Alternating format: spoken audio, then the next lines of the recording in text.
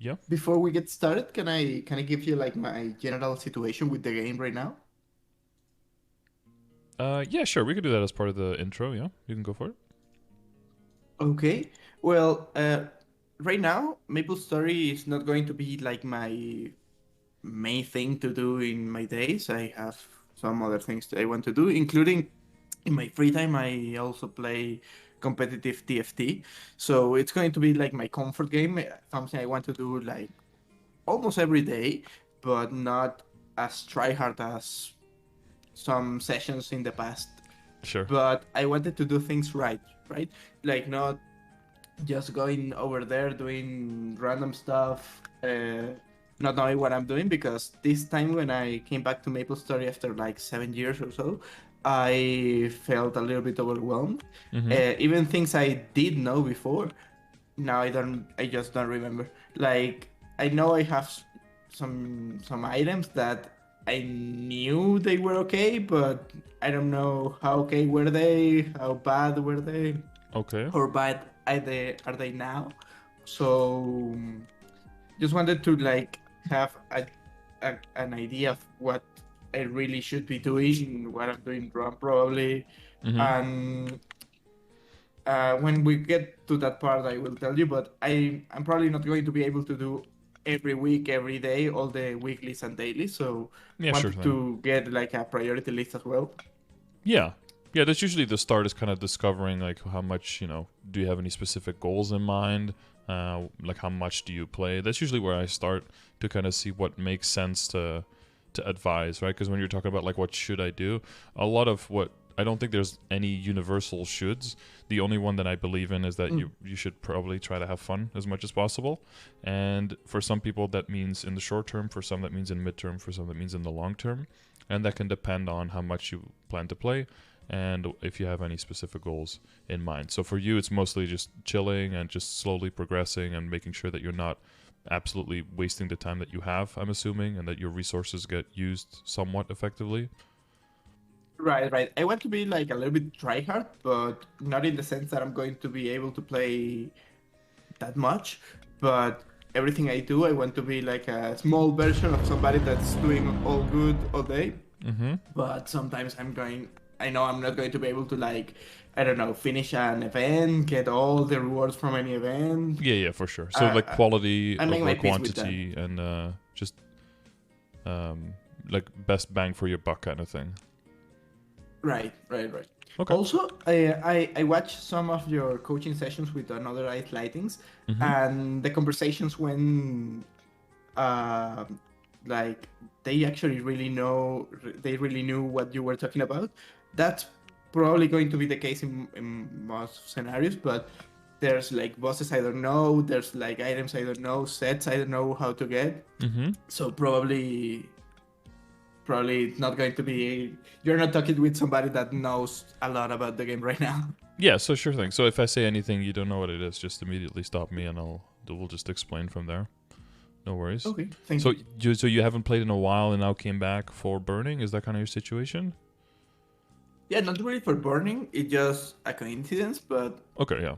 Well, yeah, but over yeah, summer and winter they always do big events, right? So and that's when most people right. come back more time. Yeah, so it's kind of a coincidence, but not really because they they try to funnel people back into the game by giving them a lot of free stuff, and then it's like it's always going to happen during the time that people have more Hmm. free time available from school and stuff like that. Right, Um, right. for sure. So I get so the goal is basically just like steady progress. You don't have like something like some boss you saw or maybe someone else that you saw do something on an Ice Lightning where you're like, I really want to be able to do that. Well, actually, I just wanted to try the new features on Ice Lighting, and I wanted Mm-hmm. to be able. What I really enjoy the most is mobbing. I do enjoy bossing, but like an old school Ice Lighting, I like to clear maps. Mm-hmm. And if I can spend hours just clearing a map, leveling up, Mm-hmm. farming mesos, items, etc. Mm-hmm. So, just wanted to progress, check new maps, be able to do new stuff, which I am already doing with the burning thing. I get from 113 to 228. I'm sorry, 213 to 228. Mm-hmm. So I'm now in Arcana. I'm checking this map. When I lastly played, this was like the newest release map, the Mm-hmm. high level cap thing. Mm-hmm. So it's fun to be here now. But yeah, I want to still progress a little bit more. Know some other bosses. I'm really bad at bossing, to be honest. Mm-hmm. Mechanic wise, Mm-hmm. I'm used to the old kind of MapleStory mechanics where you just had to avoid damage reflection or something from Yeah, haunting. yeah. So Or the dispel from Papeladas, and then press all your yeah, buffs again. yeah. Mhm. Well, it explains why you're a So TFT player and not like a CS:GO player, right? I'm just kidding. right, that's why. We all know our strengths and our weaknesses, right? No, I'm kind of the same way. I'm not quite at the point where I wait to do a boss until I just have so much damage that I can just blow it up. But I know my limits, and yeah, sometimes it's just I'm just not good enough, and then we just wait a little bit longer, or get a little bit stronger, or just practice more. Um, the thing with Maple, of course, is that they're very strongly linked, especially the further you want to go in levels. You're gonna have Time to degen today and tomorrow for alphabet boxes, Kappa. Good luck, Kyle. Thanks for resub, dude. Where you have to pace, you have to have some balance between mobbing and bossing, right? Like what you can do, of course, is just only do the mobbing, and then for bossing, basically either get carried or be in a party where you don't need to do as much because the boss is gonna die anyway. As long as you know how to like live, you can just make it to the end, kind of thing. But it totally depends on you, on how much value you want to get out of the bossing and how much you feel like you need to carry your own weight. And there might be some bosses where, so I have this in the dailies command or in the bosses command, where some bosses I think are very good to try to learn and to get better at, because they will give you more value in terms of the bossing that will come after it. And it'll give you experience that you can take with you to a new boss, even if you don't consciously see it.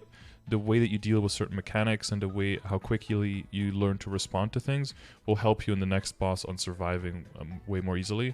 And then, of course, if you can dodge better and you can survive more easily, that gives you more opportunity to do damage. And it's one of those, probably the most hidden stat in terms of like how strong are you on bosses and how quickly can you kill them, is your hand stat, basically. Like, can you even play the game properly? Because you can have all the damage in the world, if you give like a level 280 completely decked out character to someone who doesn't know the boss, they'll just die out, right? Okay. So it's always a combination of the things. But yeah, I mean, try to find a guild that's kind of on the same level, right? Either where they are also just don't really care about the bosses too much. They're more about so you'll see that, for example, like guilds that don't look as much at like the culvert's core, but they look a lot more at the, what is that first column? Like the weekly honor EXP, for example, just like doing content and playing a lot. That's like something where you just have more focus than getting a high culvert score or doing like really well in flag race or something like that. Okay. And you're also still at the point where levels are pretty fast and where you kind of need the levels to still unlock more content, right? So proportionately, you're gonna be doing more leveling now than bosses. But there's a point where you will get to where leveling will just slow down, right? Because of the experience curve and because of how strong the monsters are. And it'll become increasingly important to have the drops from the bosses to be able to upgrade to get strong enough to then kill the mobs with. You can definitely kind of bypass some things and cut some corners if you're not going to do as much in bossing and purely just grind out levels. You can definitely focus harder on that, meaning that you don't need to spend as much money on like multiple accessory set, for example, where you have like one dedicated purely to bossing and one dedicated purely to mobbing. You can pretty much just keep it with the mobbing set, and as a result save a lot of money, and with that extra money that you saved, put it into your existing gear, and then you won't need to rely as much on drops from bosses. So Okay. that could be possible. So we'll kind of look at like, what is a more conventional way, what will fit your playstyle better, and what would you like to do more. Can you give a little bit more insight on like, when you say you're not good at bosses, like what have you tried so far? What have you done solo in parties? Okay, so I remember the last time I played, the strongest bosses I was able to do were the Chaos Root Abyss with a party, not alone. Uh, Chaos. I don't remember if Chaos Haunted is something right now because I went really easily with Chaos Haunted this time. So Chaos Root Abyss, I did Heart Magnus, if I'm not wrong. I did Healer, or I did. Well, like, all these Lotus Demian things were like new at the moment, so that were no for me. I was too weak. I think I wasn't even able to do the pre-quest yet. But yeah. Yeah, maybe because of level. Yeah, because those are the bosses that are grouped together here, right? So I have this list of dailies basically at the level that I think the content becomes available and becomes relevant for you to participate in. So what you're talking about here is that you're basically in this group here, right? So 3-door CRA, Pink Bean, like Chaos Pink Bean, Hard Hilla, Princess No, and then Chaos Vellum, Hard Magnus, and then the next one would be bosses that were added a little bit later, so Akechi and Chaos. Well, I have Chaos Sakum here because he's just very annoying. That's one of those bosses you just want to go and blow up and walk out. Okay. Because the arms can do like stupid hits and all that stuff. And then Chaos Papulatus. And those are like the final bosses, I would say, before you get to Damien and Lotus. Okay. So you can roughly see by the level where I would advise you to start just thinking about it, considering the content. And if you know from yourself, you know that you're just not very good at this stuff and it'll take you a little bit longer, you can definitely like just go in and practice and just see how far you get. But don't feel too discouraged if you know, especially if your character is pretty new, your account is pretty new, that you have to wait a little bit longer. Certain classes can, you know, get to content a little bit faster than others. And whether you're going to be in a party or solo is a huge difference, of course, at this point.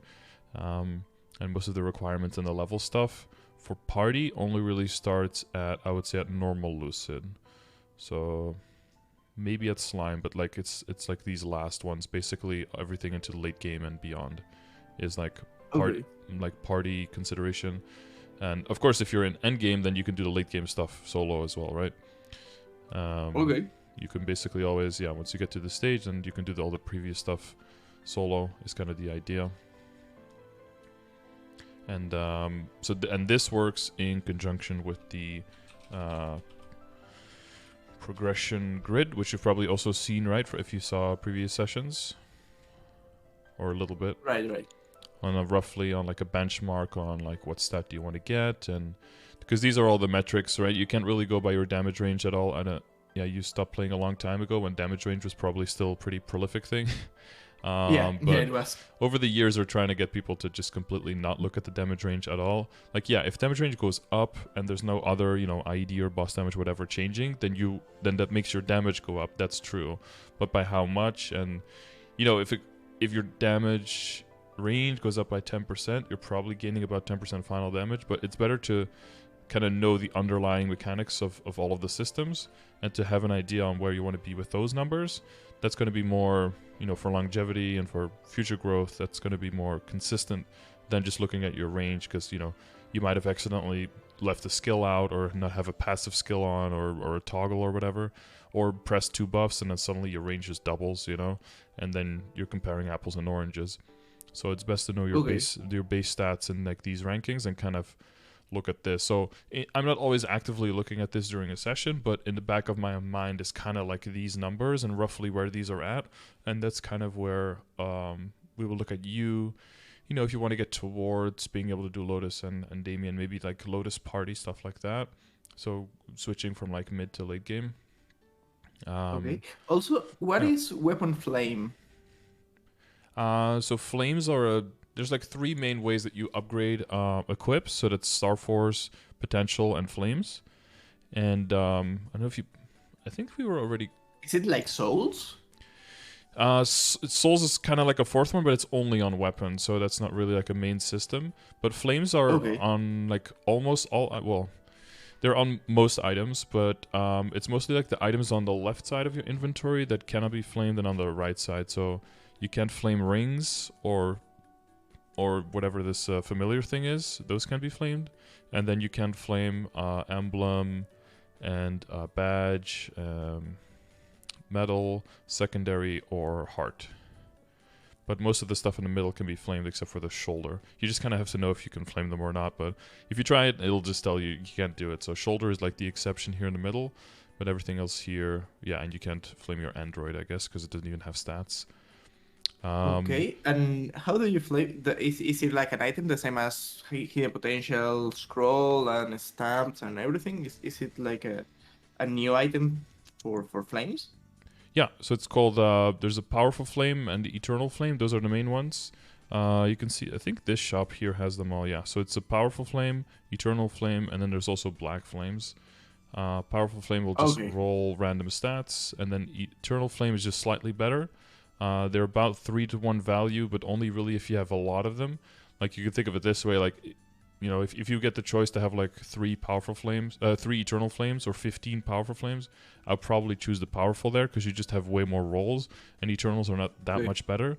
But if you had the choice for like, you know, 1,000 eternal flames or 3,000 powerful, I'd probably pick 1,000 eternals, because then there's a really good chance that one of those rolls will be really high. But if you're not really trying to min-max on a specific roll, they're very close. You know, they basically do the same. There's like tiers behind it.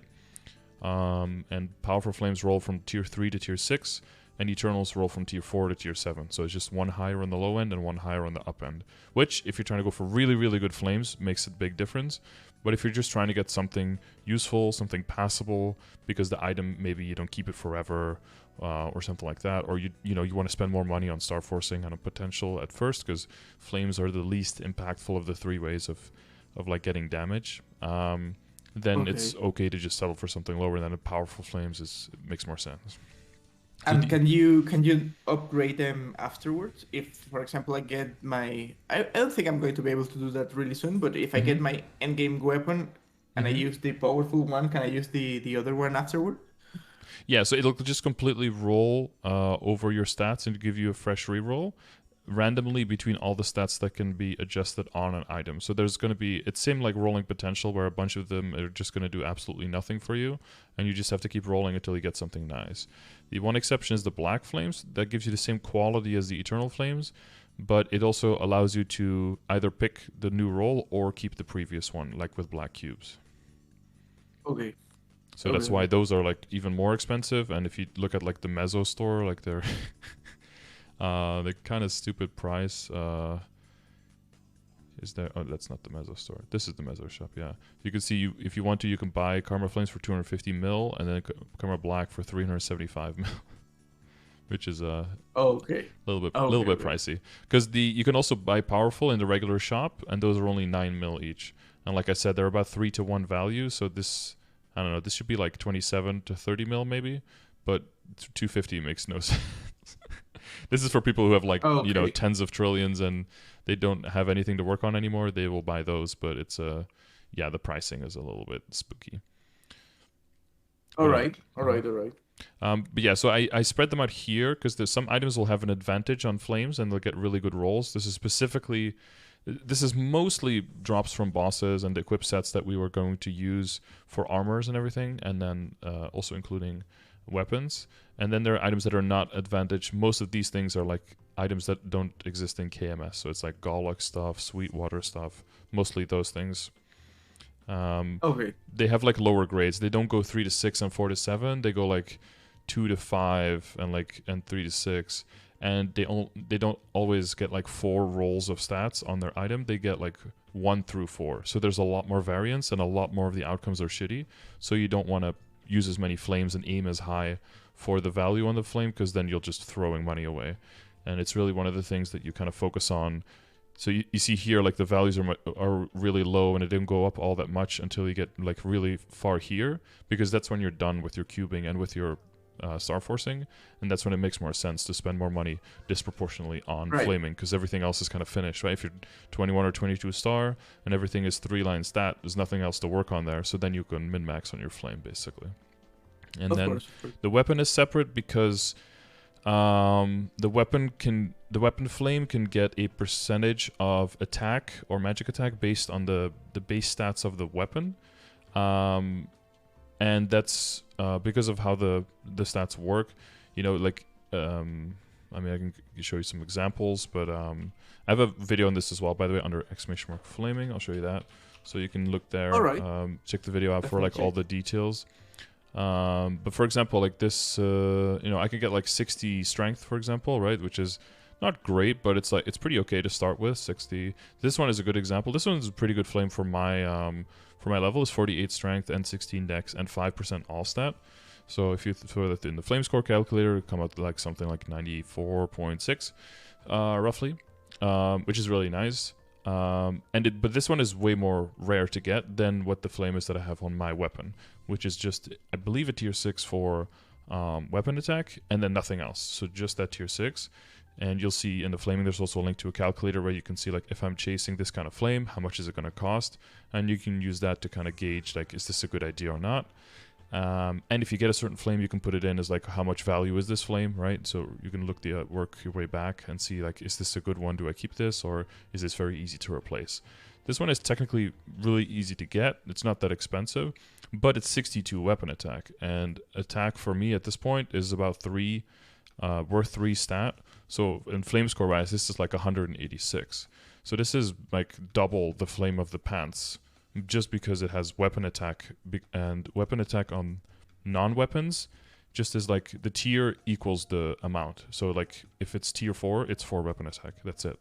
But if it's tier 4 on a weapon, then, depending on the level of the weapon and whether it has advantage, it'll be something like 20% of the base. So then it'll be like 30 attack, right? So it's way more on a weapon. So that's why the weapon flame is separate. And that's why I talk about the tiers here. So T5 is tier 5 or tier 6. And then tier 7 here is only with eternal flames, right? You can't get it with powerful flames. Or you get tier 6 plus. So means tier 6 attack and then something else in damage, percentage damage, all stat, boss damage, that kind of stuff. Just to add on to it. Also, one question. I think it was already changed when I lastly played, but magic attack is not one-on-one on it anymore, right? No, yeah. So we roughly equate magic attack and attack power in the same way that they compare towards stats. So it's about 3-to-1 roughly. The further you go into the game, the more it gets specific to people's situations. So if you really want to know 100% like how good is weapon attack for me versus how good is stat for me and all of that, there's some calculators that you can use where you can put all of your stats of your account and it'll just tell you, like, for you, 1 attack equals, I don't know, like 2.8 stat, for example, or 1% all stat will be like equivalent to like 11 main stat or something like that. What we do with the flame score, and that's where these numbers come from, is kind of approximate how much that will roughly be for you, depending on the situation in the game you'll be in, so that you can kind of future-proof your flames and you don't have to worry about what is the best right now, but will it help me progress through the game, and will it still be good once I get there? Okay. All right. But yeah, so the flaming video will definitely have more details for you, talk about the flame score and like how you can calculate, so you can kind of compare the items together, and then based on their flame score that you have and how much, is the goal here, you can kind of see like which item is okay to flame now and which one already has a good flame and should you not worry about. All right. So yeah, that's like the foundation, is like the, what kind of content can you do. This does not really show like a priority list, but I think this thing in itself already is kind of a priority list in what things that I think are worth looking into. And depending on what content you want to do, like if you want to do bosses, if you want to get far into the game, especially if you want to keep training strong, what is most likely going to be the highest priority is your arcane symbol dailies. Right. Yeah, because that gives you the arcane power that allows you to do your full damage, and it gives you stat as well, just from accumulating it. So that is, in most cases, that is going to be top priority. And the only other thing that I think will be very close to that is look at what kind of events are going on and see if the value of those events is really good. So right now we've got the Clover event going on, and the Clover event gives you access to the piggy bank. And one piggy bank gives you up to 10 bill. So that's like an insane amount of money. That.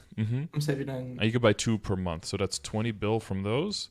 And then I would say the nodes are very good value as well, because they're really cheap, right? Both the normal ones and the experienced ones. And then probably maybe powerful or eternal flames, depending on what kind of project we're working on and how many clovers you have left. those are really good as well. If you really get a lot, and you're going for the tool, you can look at the growth potions and the selector coupons. And but kind of look at the value, right?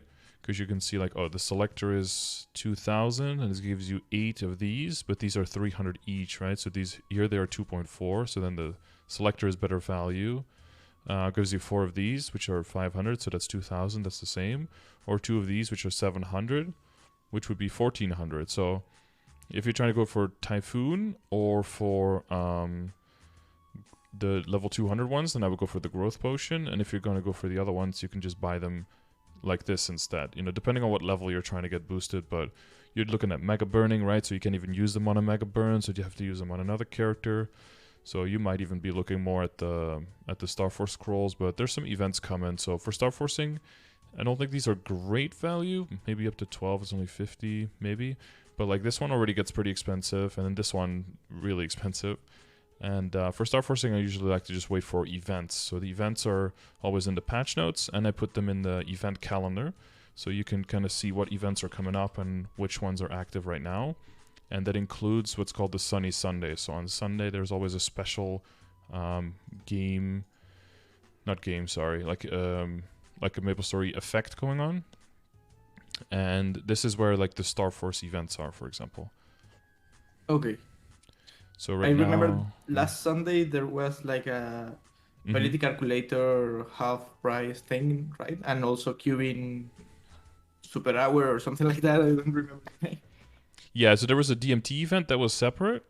That's something you could register for, so you have double the chance of tiering up with red and black cubes. And then the 50% off inner-ability resets, that was part of the week 4 of the Sunny Sunday. So next week we'll have receive 2 stars for successful 10 Star Force enhancement and lower. So if you Star Force all the way up to 10, you'll get 2 stars when you succeed instead of 1. So it's a very easy way to get to 12 stars. It's really good early on for, to basically half price, or a little bit less than half price to get to 12 stars, which is a good amount to have on items. And it's also later in the game useful if you have a bunch of level 200 plus characters that are in your Legion and you're trying to increase your Legion power to generate your Legion coins. Then that's pretty useful as well, just to get a little bit of Star Force on everything in a cheap way, because that can get very expensive very quickly if you're, Star Forcing like 35 characters. Right. Okay.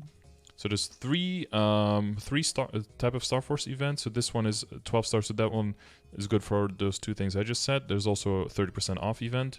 That one is typically very good to get things to 15 stars. And for that, usually you're trying to prioritize items that you have a lot of backups for, so you don't have to safeguard them, right? So that's a lot cheaper. And that'll get things to 15. And I would advise to only get things to 15 that you can get past 15, because getting things to 15 is pretty expensive and gives you not as much in return. But the reason you want it and that you pay for it is because you do it on items that can get past 15. Because past 15 stars you get a lot more stat, and you also get weapon attack for every single star, and then you get a lot more value. And so past 15 typically you want to do during a 5, 10, 15, 100% event, because then 15 to 16 will always work, and they'll save you a lot of money. And then you just have to, depending on the type of item again, safeguard from 16 up to 17, and that way you can save a whole lot of money and get up to 17 stars, which gives you access to a whole lot of weapon attack. It can be as much as like 17 weapon attack per item, so you're talking about like 12 items, and boom, suddenly you have 200 weapon attack, Okay. which can be Makes pretty sense. massive. Yep. And there's a little bit of a training buff as well, I see. More combo kill, EXP, and this one is pretty big actually. 100% extra rune during the EXP during the rune. That's pretty good. So usually I highlight the ones that are pretty good in bold, and then you can kind of see it that way. Things that are italic have to do with coins that you can get. Which is this one, the attention please. That one's going to come out in a few weeks, where we'll be able to get 4,400 more coins.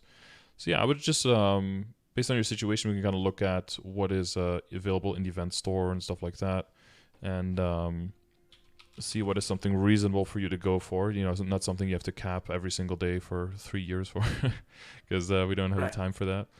And something for that your character can use. But yeah, that's kind of like the outline of the commands that I have. Well, only 3 of them. I have like 200 more, but we don't have to go through all of them. Well, I guess we gotten through 4 now, right? The flaming one, the event one, the progression one, and dailies one. Yep. So And those are pretty bosses as important. well. Bosses, yeah. Well, bosses is the same as this one. So this is a different tab Oh, here, right. but it's like the same information. But so it shows the soul shard tier. So that's what you mentioned with the weapon soul, right? You always want to go for the SS ones. The lower ones are just pretty bad. You can use like an S tier or something in like a bossing mule weapon or something like that. But the SS ones, you know, you want to typically hold them as well. That's also a Sunny Sunday event. Sometimes for a Magnificent event where you have 5 times the chance of getting Magnificent Soul. And then just, you know, try to turn them all into souls then and hopefully get some Magnificence. So that when you get your late game, end game weapon, you can throw them in there and hopefully get some good stats. Because it's all RNG, right? Right. Okay. All right. So, I mean, past this point, there's a bunch of things we can do, but I think you had like a decent amount of questions written down, right? Do you just want to start off with that, and then we can kind of tie it into that subject and see if that subject gets flushed out, and then move on that way? Okay, we can do that.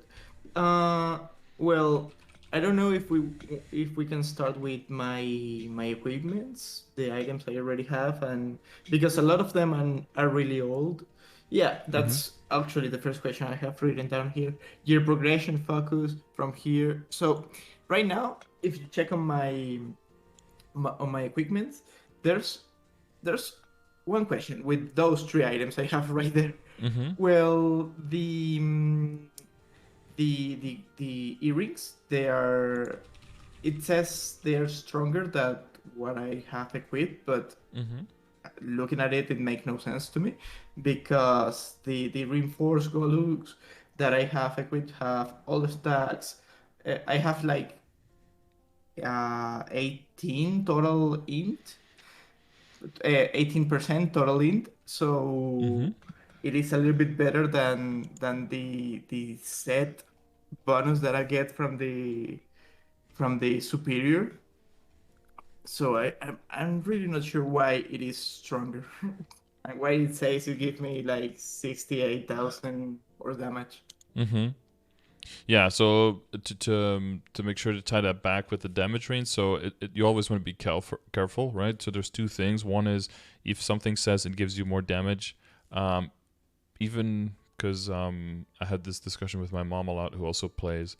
Sometimes she'll be like, "Oh, this thing is better because it gives me like 4,000 range," and I'm like, "Well, mom, but you have like 50 million range, right?" So if something is 4,000, it's basically exactly the same. It could be the difference between like having one buff on or off, and that could change the number, right? Because it's always a balance between everything that's going on. And if that's small of a difference on a really big range, so that's one thing to keep in mind. I'm not saying that's exactly what's going on here, but the second thing is probably the set bonus, is what I'm thinking, because you have the superior. You would go into 3 set, I believe, right? If you tap the earrings. Yeah, I 18. will go into 3 set.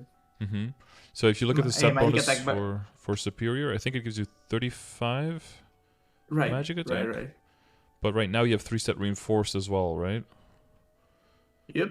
Yeah. And it gives me 30. I actually have 4 set reinforced.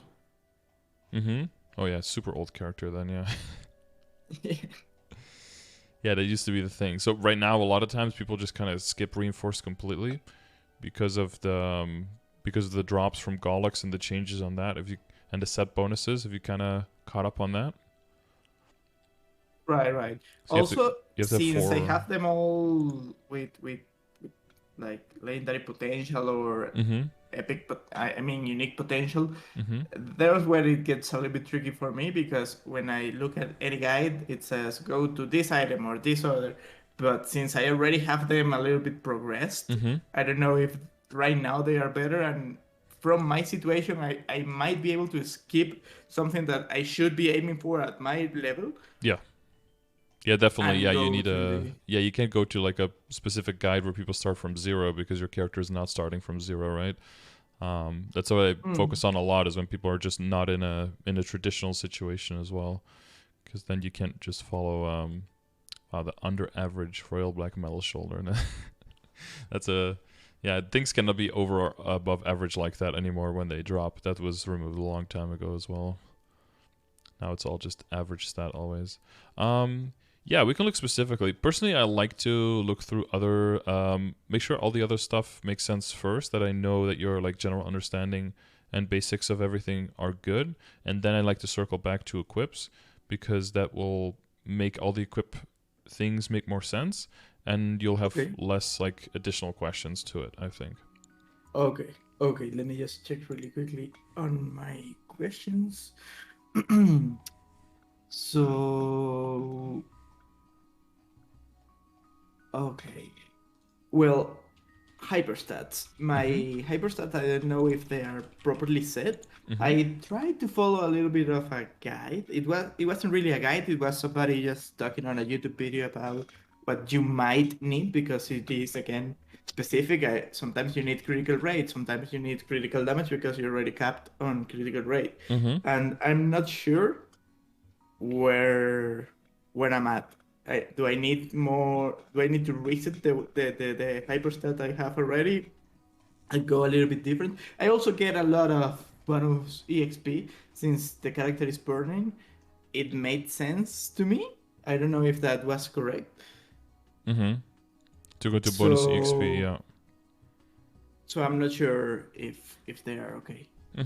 I also created like a boss in preset, but yeah, I don't know if it is okay. I just added a lot of buff damage and stuff. Yeah, that's the main thing is that you can be more specific with your with your situation, right? Same thing with your legion. As you get a really big legion, you'll have like different presets for mobbing and bossing, and maybe even for different characters within that, you know. So the main thing is that you want to get as much damage as possible in terms of needing to kill the monsters quickly, and then once you can kill the monsters quickly, then you want to get as much EXP from them as possible, right? So that's the same logic behind how do you fill up the legion grid. It's the same logic behind like the links command, like which characters do you level up first, which ones do you level up later, like which ones will help your account the most in terms of giving you raw damage, or giving you more EXP, right? Those are high priority, but not as much as first being strong enough to kill the monsters fast, right? Because in the beginning, your first character, especially if you're burning, you're going to be killing very easily, for a long time, and then suddenly it's like, whoa, I can't kill anything anymore. What's going on? And then you realize you're like wearing level 70 equips and you're level 150, so you get like good equips on, and then you can kill again for like 5 to 10 levels, and now suddenly it catches up to you again.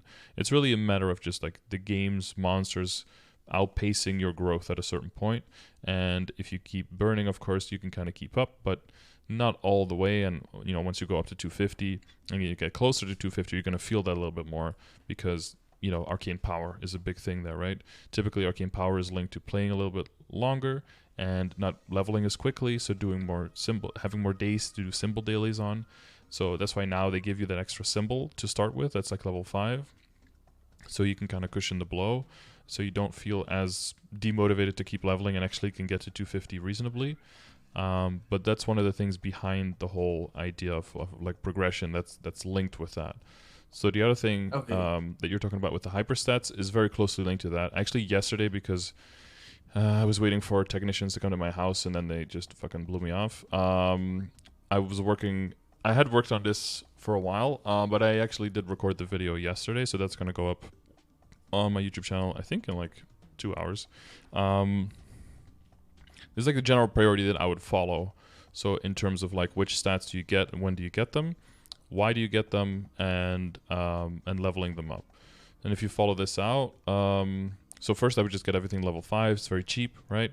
And then from there I would go up to level 8 on the stats that are very important. Basically just start from the top of the list here and then work your way down. If you don't need it, move to the next one. But like you said, like, oh yeah, critical rate, but if I already have critical rate. So that's why I make like a priority list. It's like, always look at crit first. Oh, you have enough? Cool, then look at the next one. But then at least you're sure you didn't forget to look at a stat that's very important, right? So I split it up here. So for bossing is the blue one, and then for mobbing the red one. So you can kind of see that IED and bonus EXP are kind of interchangeable, right, between mobbing and bossing preset, and then bossing and normal monster damage as well. So those are the two main pieces that move around. But other than that, your hyperstats will look very similar. So when do you go into bonus EXP, like you asked? That's really once you're strong enough and you can kill the monsters around your level and you're good, then you can put as much into bonus EXP if you want. So people in late game and end game who are very, very strong, they basically just first get their bonus EXP up to 15, and then they kind of just divide their points over the other things, but maybe they don't even need to set anything, right? Maybe they can already one-shot when they're mobbing by just not even setting their hyperstats, and but it just kind of feels weird leaving like 500 points, so people will just add it. But the Also, further you go, the more that'll be the case, basically.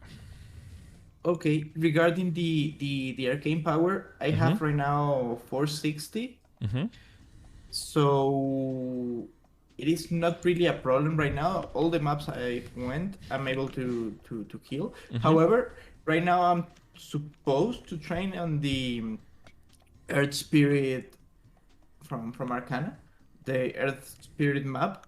Since I am that's another 2 to thing. 8. That's another thing I do want to mention is that if you look at like leveling guides and stuff, it'll be pretty rigid for back when we had like Kishin and totems that would emulate Kishin to bring extra spawn, right, and to make the monsters respawn faster.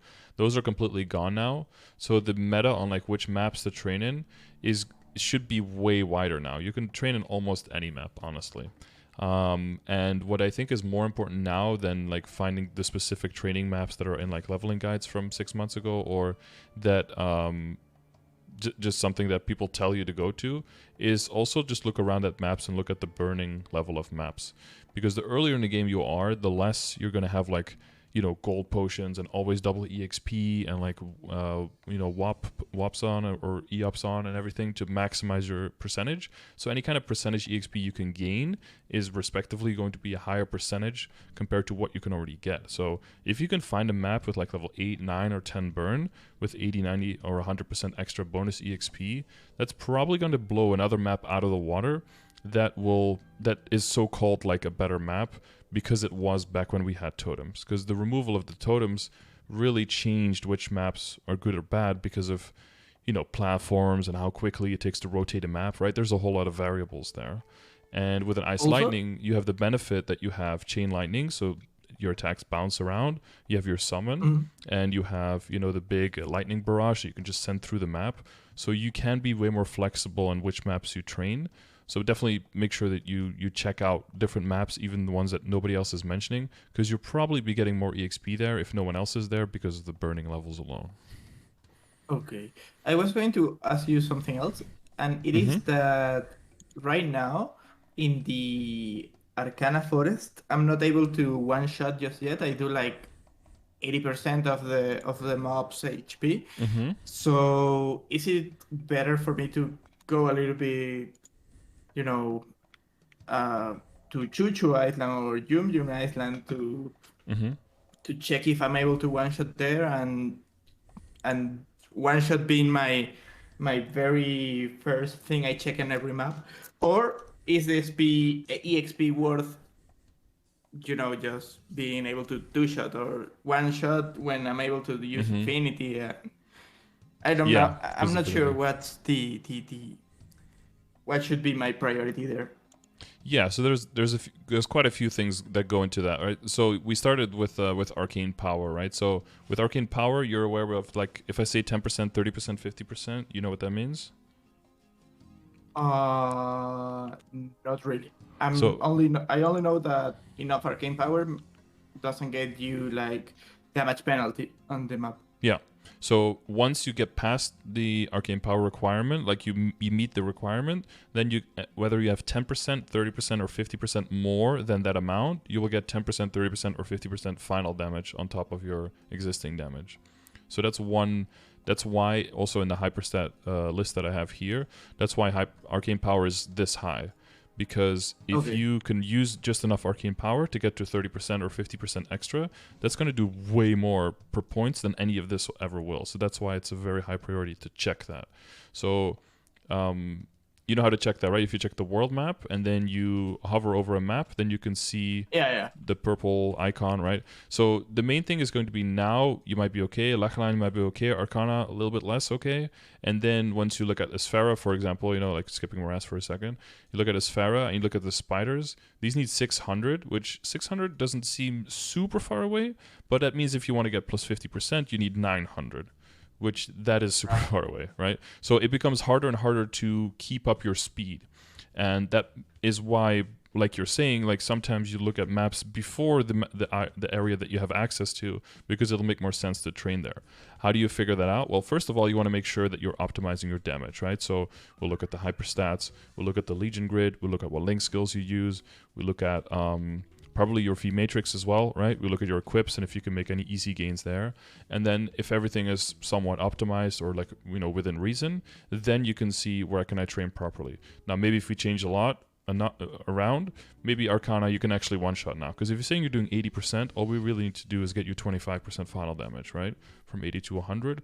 So that's probably doable if you know, from what you've said and you feel like you don't understand everything 100%, we could probably get you 25% final damage. I feel pretty confident in that. But, you know, once we get to Morass or into Arcana, that's going to be harder and harder to keep up. So the process there, I would say, when you were thinking of like, where do I train? Can I one-shot? There's two major things. One is one-shotting and the other one is map clearing. One-shotting is important if you're like a super fast character who bounces around, or if you can barely get through the map and you only get one hit on every monster before a respawn cycle. So respawn cycle is 7 seconds, and you want to be able to kill, well, what I call full map clear, right? Full map clear before the respawn cycle, and then just keep doing that. So typically, you know, you put like a summon on one side of the map, you attack on one side, you go to the other side, you wait for the respawn cycle, then you kill the other side where you're at first, and then you go back to the first side, right? And kind of just like walk around like that. If you can full map clear, then it doesn't matter if you can one-shot or not, right? The only thing that'll matter is if you want to like really lazy train, for example, because you want to watch Netflix at the same time, right? Then it'll help, of course. But as long as you can full map clear, that's more important to know whether you can one-shot. Now, for example, I play Buccaneer here. Buccaneer moves through the map like this. So, depending on, if I can one-shot, that just means I can go from one side to the other and just wait. If I can't one-shot and I have to constantly like double back like this, that's going to waste a whole lot of time for me. So it'll kind of depend on the class, what makes, and what map you're training in, whether one-shotting is more important or whether full map clearing is more important. Which brings me to the second point, which is map rotations and which map do you pick. So the best way to figure this out is to do a battle analysis. Have you ever used these? Not really. I use some similar tips on tooltips on some MapleStory servers, but not the. So if you go to the menu here, you can see battle analysis, which will open this screen. And you can also make it a little bit smaller so it doesn't block your entire view.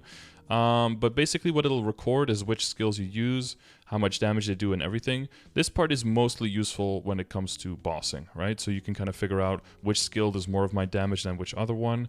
If I use my skills in a different order, or like in your case with Infinity, right? If you really use your burst right at the end of an Infinity to get the maximum final damage, is that going to be a huge difference for you or not? This is something you can use to test. But the main, the top thing, that's really important for mobbing. So it'll look at how many monsters can you kill, how much money do you get. Total damage and average damage are not very important, right? Because if the monsters are dead, they're dead, whether you overkill them or not. But the EXP acquired and the average EXP, those are going to be important for you. So I would say if you're thinking about like, oh, this map, and this comes with practice as well, but you know your summon, you kind of know your hitbox of your summon. You know what Lightning Barrage can do, right? If you can like mow down an entire side of the map, that's always cool to be able to do. So if you see a map where there's like a lot of holes in the ground, for example, and your Lightning Barrage can't go over that, right? Because it'll just stop. Then you can know like, okay, this is probably not the great map for me. And Arcana has quite a bit of those. So I would see, you can like make a list of like which maps are cool, and I would definitely again look at map burning, right? If you see an area there's not too many people here, all the maps are like level 8 or higher burn, that's probably going to be really good for you. And you can do a test. I would do them at least 15 minutes, because if you're killing regularly, that's the time from the start of a rune until the start of the next rune spawning. So 15 minutes is like a good small time that makes sense in terms of getting a reasonable test that will be reproducible and that you can compare to other rates. And then if you have the rates together, you know, you can do multiple in the same map as well. If you're trying to figure out like, oh, that map rotation was bad, I think I can do better. Well, then you can compare your two BAs together and be like, oh, the other one was actually better or it was worse. And you don't have to like, you know, count to how much XP you had and keep an eye on your inventory for your meso and everything. You could just have it in one place like that. Oh, that's really good. Yeah. I will definitely use that. Sometimes it does get interrupted though by portals if you go into those. Like the Bounty Hunter portals or the Inferno Wolf portals. So that's not ideal. Just keep that in mind. But that's what I would use. And I know this is kind of like telling everyone to do the work. So what I try to do is if you do these BAs and you have data, and this one is the general to everyone, you can check under !contribute. There is a command, I misspelled that. A command that I have where if you do these BAs both for mobbing and for bossing, you can send them, and then with all the data I will use that to put them all in a big file so you can then see. So if someone else is on an Ice Lightning and they trained in like 12 different maps and they have all the data, then I can just put them all in the spreadsheet and you can see like, oh, they already did these 12 maps and those were the best ones and I want to be lazy, so I'll just copy that. But maybe you'll then do it for Buccaneer or something, and then if the other person plays Buccaneer, they can use your rates, right? And that way we can kind of use a sharing file. Is kind of the idea behind that. Okay. The next thing I have written down here is V matrix, but I don't know if it's the same as items where you want to go through other basic stuff before going into what I can actually do to get that extra damage from, you know, V matrix, gear progression. No, we can go into V matrix, or yeah, we can go into V matrix. Yeah, that'll work. Okay. Because I see that as one of the things, you know, to go through before we get to equips anyway. So it'll go before that. Okay. Well, regarding the V matrix, I obviously have the normal 5th job skills like Jupiter Thunder, Bolt Barrage. Lot of light blue stuff, yeah. Yeah. And it's hard to see which one is which sometimes. I also got my decent holy symbol, and I have another decent things I might be able to use. I remember decent hyper body being something back in the day. I don't know if it is something now, but I have one copy of decent hyper body as well, and I have decent speed infusion as well. Yeah, and I kind of know what, you know, trios are good for ice lighting. I try to use them. However, I think I might have messed up because the quote unquote perfect trio for ice lighting is Blizzard, Frozen Orb, and Chain Lightning, which I have. But I also have an old trio that is already leveled up. It is on level 13 now, that has Chain Lightning, Lightning Orb, and Thunder Sphere. And that's all, but it is, you know, level 13, so I'm going to keep using it for a while, I think. Yeah, no, that's what now is the so this is under the V matrix command. I've got the trios here for all of the classes. So I think what Ice Lightning want now is Chain Lightning, Thunder Sphere, Lightning Orb, so that one that you said. And Blizzard is not used as much. That's like part of the second one that has Blizzard, Alkinus, and Frozen Orb in it. Oh, so it is Lightning Orb and Thunder Sphere. Also, so it is really. So it was okay. Yep. Okay. Yeah, that's like the highest priority one now, and it's basically because Thunder Sphere, when it changed from the cloud to the sphere, actually got a lot stronger. And if you place it, it gets really strong. So even for bosses and for mobbing, you want it high levels, and it can start one-shotting like really quickly. Lightning Orb is your strongest bursting skill. And then Chain Lightning is just really good for mobbing and for bossing. So across the board, this one is the best. And I kind of pushed Frozen Orb, which was first in the first trio. That switched Frozen Orb and Thunder Sphere basically when Destiny happened. And then the second trio is like when you have, you know, more space. But you know about like the two nodes per trio, right? So you can get to level 60.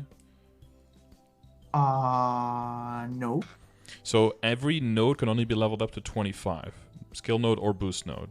But every single skill can be boosted. So, you know, every skill that can be boosted up to 60 levels. So the min-max way to do that is to have 2 boost nodes that are level 25, put them in a level 5 slot so they each go to 30, and then have every skill at least in, or at most in 2 different nodes, so you get 30 plus 30 to get exactly to 60. Can you get 2 copies of the exact trio?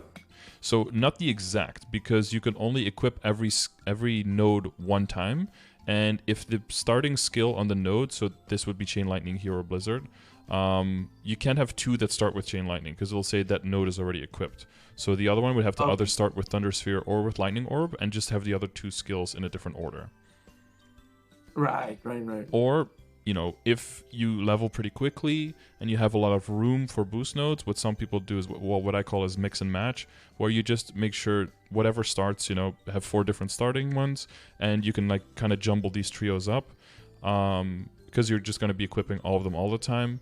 But it's not advised when you have like 3 trios, or when your trios are specifically switched between mobbing and bossing. So sometimes it'll say specifically, oh, this one is mobbing and bossing, this one's only bossing, this one's only mobbing. Then it makes more sense to specifically try to get the exact trios that are mentioned here, because then it means, oh, for mobbing you just equip 2 or 4, and then for bossing also 2 or 4, but never like 6 or 4 all the time, which means you get more space available for skill nodes, right? Which will be, the earlier you are, the skill nodes will be specifically very important for your overall damage output. Okay, so that takes me to my next question, which is, if you take a look at my V matrix, only the 2 trios are kind of leveled up. The other things are either relying on having the slot enchantment or are just them. low level. Yeah. So what node? I know if I get some nodes that I will definitely not use, I can disenchant them and craft new nodes. But what should be my priority there? What should I be leveling up first? The trios? Should I level up, I don't know, Holy Symbol? Should I level up Ice Age, Jupiter Thunder, Bolt Barrage? What should be my so you kind of go back in thought to like the same thing with like Hyperstats and Legion and all that again, like what gives you the most damage, right? So the boost nodes feel really good because they give you final damage, but they give you final damage to only those skills on it. So that's good, but maybe not the best. The other thing that gives you final damage is, what's it called? Mana Overload. But the increase you get in Mana Overload with a higher level Mana Overload is very small. For these things, I just Google, you know, Mana Overload MapleStory. You can kind of see where it starts and how far it goes. I believe it starts at 8%. 8%, and I think it goes up to like 11. Yeah, it goes up to 11, right? So you gain 3% final damage points on 29 levels. So, right, you know, not worth it probably. It gives something, but it's definitely not a priority, right? Or maybe it will be, but you know, it'll. I would be surprised, because level 1 is already good. The other thing that will give you what gives you the most final damage? In your, not just thinking about the V matrix, but in your entire kit. Well, I think anything that enhance my chain lighting, since it is my main mobbing skill. What enhances? Well, you have 2 pictures, right? You have a picture of you buffed and unbuffed, right? Right. Why is it so high when you're buffed? Infinity. Yeah. That's all final damage, right? So the main thing that you want to do as a nice lightning mage is you want to have as much infinity as possible. And you mentioned it before when you were talking about training, right? If you pop infinity, you can kill the monsters, but without infinity, you can't. So there's 2 really important things you need to do. One is you need to get all of the possible buff duration that you can, because it's a 4th job skill, so it'll apply buff duration to it, so it just lasts longer, which means better uptime. And also, because it has longer uptime, infinity increases as it goes on. So the peak of how much final damage it gives will also increase. So if you burst on a higher peak with longer buff duration, you'll also do more burst damage there. And the second Right. thing you can I've do. also heard that that is the case for the Eater ability, right? I should be looking into Yep. buff duration for the same reason. Yeah, we'll get into interability in a bit because I saw that you rolled away all of your points, which is not the ideal way to go about it. But we'll talk about that in a little bit when we get to buff duration sources. The second thing you can do is you can get a second infinity. So there's a 5th job skill called, it used to be called Unreliable Memory, which was really unreliable because it would just roll a random 4th job skill. In Destiny, it was changed, and you can, if you select the skill, you will get access to 2 skills. I don't know if you ever played a pirate where you can like roll the dice and you can do like weighted rolls, but it's very similar. Basically, you'll just get the skills and you can select which one you want to roll with unreliable memory, making it actually very reliable memory. So if you use that skill, you can select infinity, and then when you use unreliable memory, it'll use another infinity. So you'll have 2 infinities that you can use one after the other.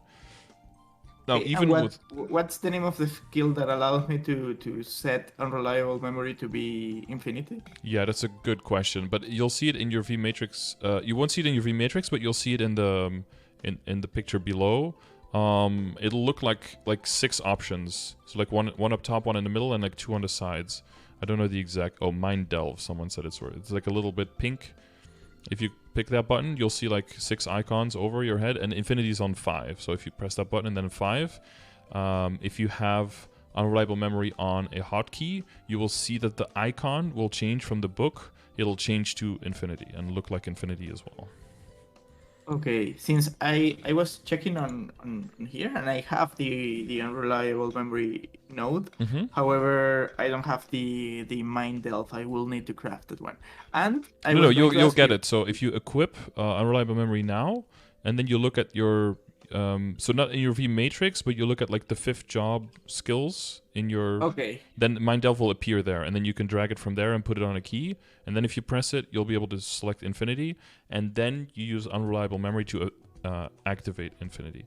And the thing with that is that also the boost node, the skill node for unreliable memory is one that gives you better cooldown reduction on use and gives you a shorter cooldown when it levels. So it is actually also, as far as I can tell, the highest priority for you to level up as a skill node. Okay, so unreliable memory it is. Yeah, because if you're doing the so specifically if you're doing the Clover event, right, and you're trying to get those nodes that are very cheap, the regular nodes I would just open up, and try to get your tri nodes. And if you get a skill node, of course, level up the skill nodes. If there's skill nodes you don't need, you extract them. If they're boost node with shitty skills, you extract them. And should I go for the nodes or the mesopig in the event? Yeah, I would probably prioritize the nodes because they're so cheap. You can really, like, in one day you can almost buy out all the nodes, right? Because it's 100, or in 2 days, right? Because it's 100 to buy out all the nodes, and then 200 to buy out all the EXP nodes.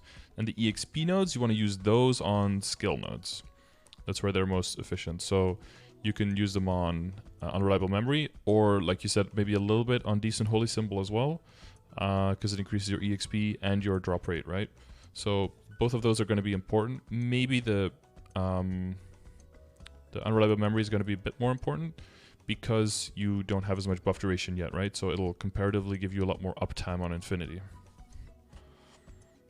Okay.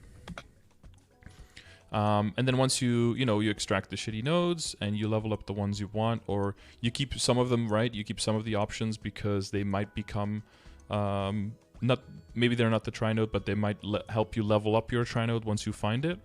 Then what you can do is you can craft node stones. Have you ever done that? So not nodes, but node stones. Yeah. The random thing, right? For you to get the random result. Yeah, exactly. Because they're the cheapest, and because you're working on 2 sets of boost nodes, and all of your skill nodes can still be leveled, but none of them give you like an insane advantage for leveling them right now. The best value you can get is just to get max value per shard and just keep crafting, open again, disassemble again, craft again, and basically, you don't have to repeat it until you can make like 1 node, maybe stop before that point, but you can go like a few times before you run out of shards, yeah. Okay. Also, right now, what will you remove from my B matrix to add the unreliable memory? Yeah. The shower or the grab thing, the hook thing that gets you up? Yeah, probably rope lift at this point seems the least valuable, because you have an up jump now, right? And you can up teleport. So if you like up jump, up teleport, you can already get very far vertically. I don't know if you've played around with that. You have a up jump, and you have a little float as well, right? It is still weird for me since yeah, you never had that old before. MapleStory was not like this. You weren't really able to teleport mid-air like that. But yeah. And but yeah, have you I seen need the to get float? used to it. The float you can do as well in the air. Yeah, the slow falling, right? Yeah, you like similar to old pirates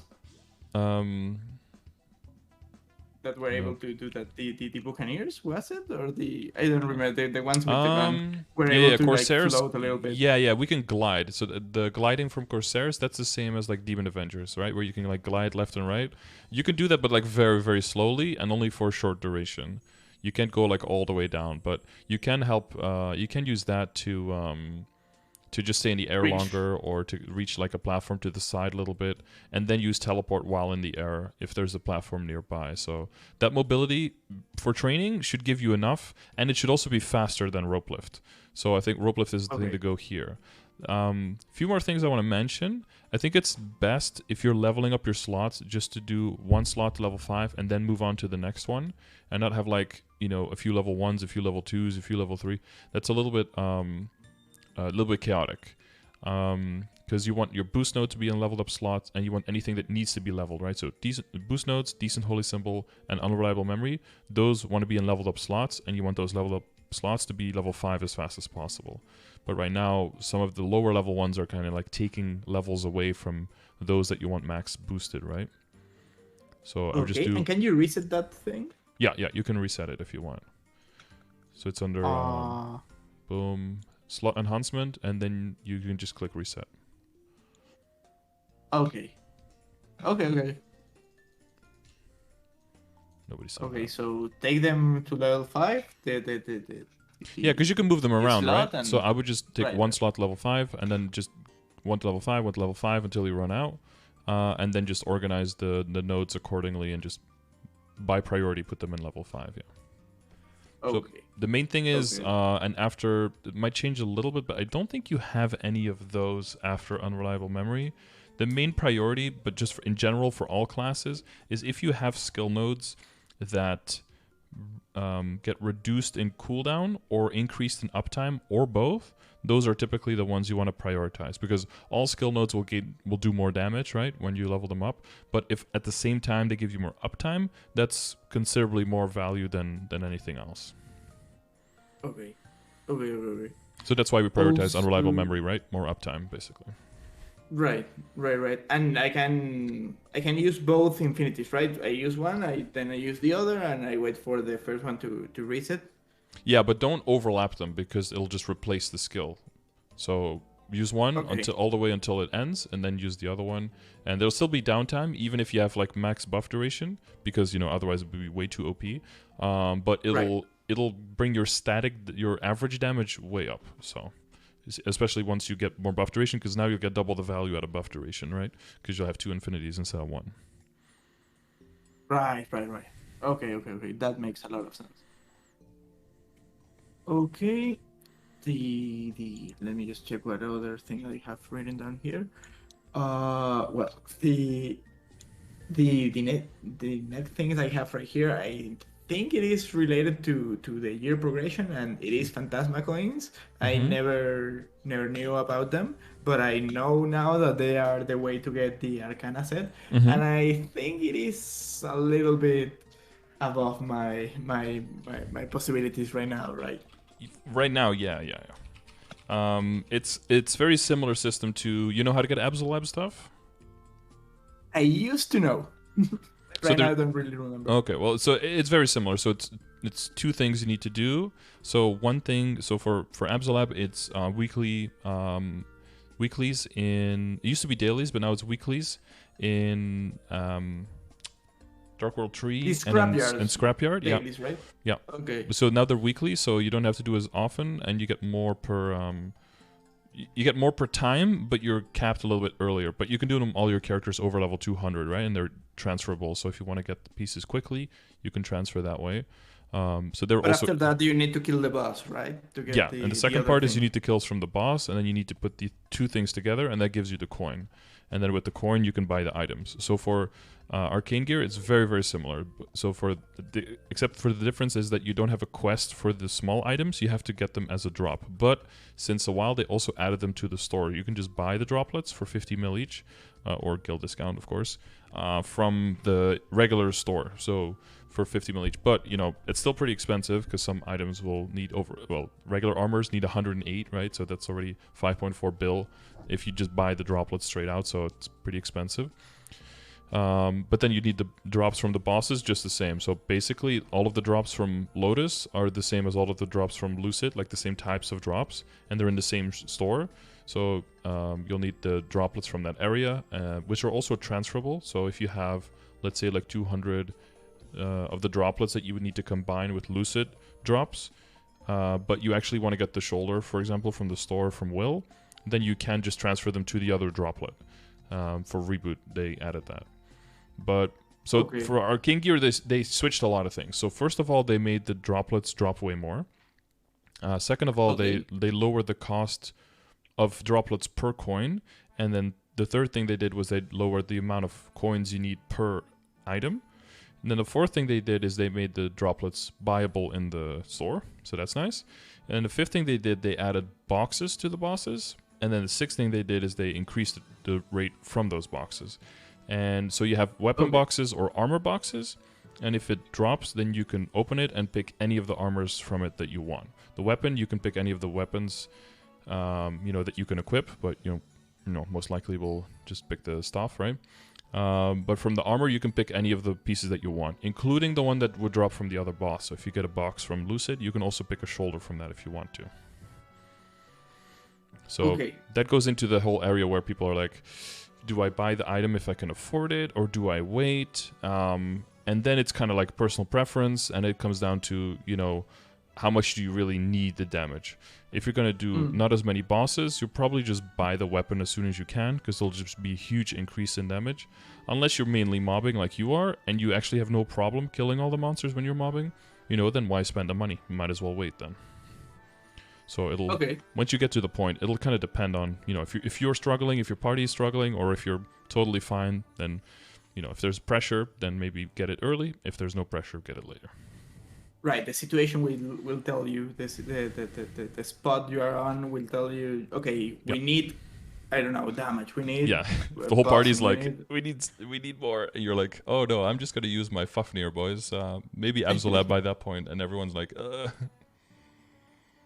Right. I actually have the Absolab stuff just because the burning event gave it to me. Oh yeah. I used to have the Fafnir. Mm-hmm.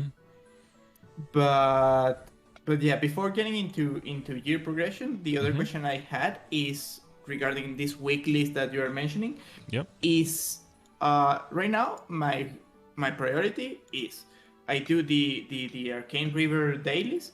I struggle a little bit on the PQs, not the first one, but the Chuchu PQ is a little bit. I'm not as smooth. I remember I used to be good at it, so I think my character can do that. So I think I need to practice.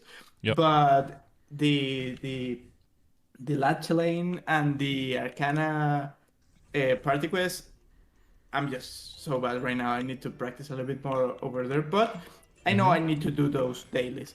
After that, I normally do Ursus and Maple Tour to get a little bit of messes. And that's pretty much it. Right now, I don't know what else I need to prioritize. I know a lot of other stuff I can do. I can do the daily boss, I can do the weekly bosses, I can do the Scrapyard weeklies, which I'm going to be adding to my priority list now. And I remember that it used to be like... it was like a Dark Forest or something that were weekly quests that I remember people doing a lot. I don't know if that is still around or what the name was for those. Like in Phantom Forest, those? Probably. Let me Um, just. or in Commercy, maybe? Those are dailies that you can do. Oh well, I remember I did a lot of commerce back in the day, and I Mhm. have the monocle. Mm-hmm. I don't know if there's something else I need to get from there, but yeah. Yeah, there's a lot of options there. There are other equips that you can get that are not commercy, so like the game is playable without doing commercy at all. But the downside is all of the other ones are pretty RNG heavy, and you'll just need a lot of drop rate to be able to get those pieces. And the more reliable way is doing commercy. It might take a little bit of time, but then you know for sure once you have the coins, then you have the equip and you have it in your hand, right? And then you can upgrade it and move along. And Right. are you familiar with transposing at all? I remember that was around when I last played, but I never get to use it. I think it is Mm-hmm. something like you get to transpose the hidden potential and the some, if not all of the stars from an item to another, Mm-hmm. the same category. And I think you couldn't jump many levels. You need to go like level 10 to 20 for you to go to 30 or something like that. Yeah. So you have transfer hammering and transposing, right? They're pretty similar. Transfer hammering is usually used when the target item is very rare. So you want to use what we call fodder at the lower level items, and then just mass star force, maybe not even safeguard them, blow a whole bunch up. And then once you get to the stars that you would want on the other item +1, then you transfer it over, because when you transfer, you lose 1 star. And transposing is very similar. Like if transposing works, you lose 1 star. The tier of the potential is saved on transposing, but the potential is rerolled. Whereas on transfer Okay. hammer, the lines are saved, but the tier goes down up to epic. So you can't have more than epic. I've got a video on this as well under !transfer hammer that explains basically transfer hammering and transposing. But the main thing with transposing is it's always into Sweetwater items, and it's only something you could do in Commercy. So you need Dineros for that. And right now, the things that you would move into is if you have a Dominator Pendant and transposing, you always want to do it at 16 stars, and you want to have a really good flame before, because the items that you transpose into do not have the flame advantage. So if you would flame on them after transposing or just on the item itself, you will get those shitty results, right? You will get those, Right. like 40 or something like that. But the item of the lower level, even though the stats are a little bit lower, but has flame advantage, you can easily get a flame of like 105 and then transpose it, and then that value of 105 stays connected to the item. There's some other stuff that happens, Okay. but basically that makes transposing worth it. So what we transpose basically in current day is Fafnir Katara into Sweetwater Katara. That's only for dual blades, of course. And then Dominator Pendant into Sweetwater Pendant. And if you get a Papulatus mark from Chaos Papulatus, so that's why it's on the list as well, it's very rare, transposes into the Sweetwater Monocle. And other than that, we basically don't transpose anything. Okay. I already have the monocle and it has the legendary potential, so I think I'm okay with that for now. Mm-hmm. But I will definitely look at the video and check on other things I can get from there. Yeah, I've also got The- Commercy that's got some more advice on the voyages, on how you want to do the voyages to optimize your dineros, and also whether you're going for like a short-term approach more or a long-term, depending on what kind of character you're doing. Because if you work more on EXP first and level up your boat, you'll be able to get more dineros from all of your voyages. And if you're planning on getting those pieces transposed and also star forcing them later, maybe past 17 stars where they can blow up, then you'll want backups, and transposing itself also costs dineros. So there's like a sweet spot where basically if you want to get past 19 stars, on average it'll be better to first focus on leveling up your boat, so not buying the accessories too quickly with your dineros, but saving them up and spending them on upgrading your boat first. And then that'll allow your boat to generate more dineros for you later, and then you can buy all the accessories you want. So if it's like a boss mule, you want to get like 1 or 2 pieces, then you do the short-term approach. But if you want to go long-term with your character, and you're not Should really level up, rushing, I think I would first. level up the boat first. Yeah. Okay. Other than that, I normally do after I clear those dailies or weeklies that I'm introducing now. Mm-hmm. I normally go either if there's an event, I normally do the event quest or anything that I need to do. But after that, it's like, okay, I did my homework. I can now farm. I can now level up. I can now farm mesos or something.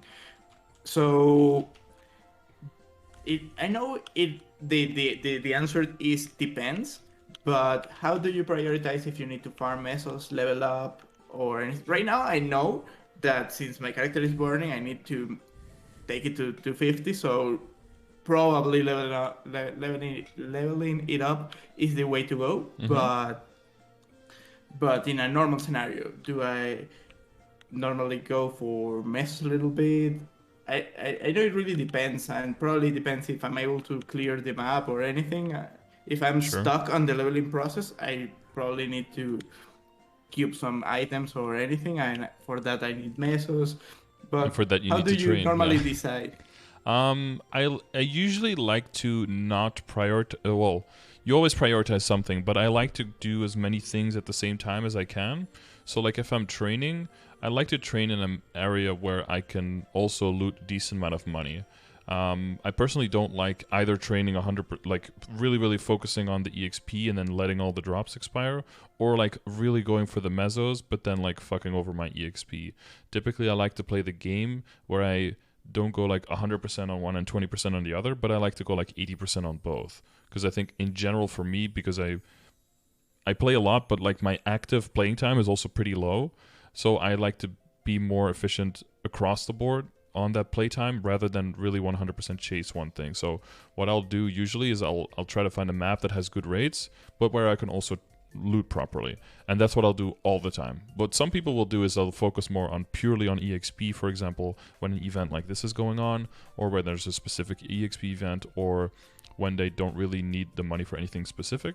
And if there's a Star Force event coming up, for example, where they will have where they want to spend a lot of money. So for example, there's a 30% off coming. Do you remember 30% off? What is that good for? Right. Mm-hmm. So that the for you to get to a higher Star Force, right? For you to do you remember which one? From 15. Yeah, something like that. Up to 15, yeah. So, but then for that you need backups, right? So let's say that there's a 30% off coming, but you have like 1 or 2 backups and that's it. That means you won't be able to spend your money. So there's not as much pressure then that you need to make the money. But let's say you've been saving for a while, you've got like 12 backups for your CRA. Then you want to be like, okay, well, I have the backups and now I need the money. So maybe in the 2 weeks before that, I spend a little bit more time specifically trying to make as much money as possible, and maybe, do more weekly bosses and selling the crystals, right? Rather than grinding as much on training. And then once that's over, I make my upgrades, then I focus on training again. Other than that, what I think is the best approach overall is just do whatever the hell you think is going to be the most fun for you. Because if you're enjoying yourself, then in general, you'll get further in the game than if you're letting the game decide everything you have to do. And then after a while, you're going to be logging in. And it's like, I'm just logging in because the game makes me, or I can't do any upgrades or anything I want because there's no event, or... Right, the more you let that control what you do, the less you'll have free reign over, where you want to go and what you want to do. Okay, that makes sense. And for me to decide what map is this 80-80 balance thing, is about being able to kill, get a good rate, but also being able to loot, right? I mean, in the past, there were really specific maps where they get a lot of messes from the monsters because of either the shape of the map, the spawn rate, and the mob itself. It's, for what I've seen now, it really doesn't matter as long as you are able to loot and get, this meso gear and everything. But that was another question. My messengers in my old 178 Kana, it used to be the meta for you to go to this robot map where you get a lot of spawn rates. Bye-bye station, right? Yeah.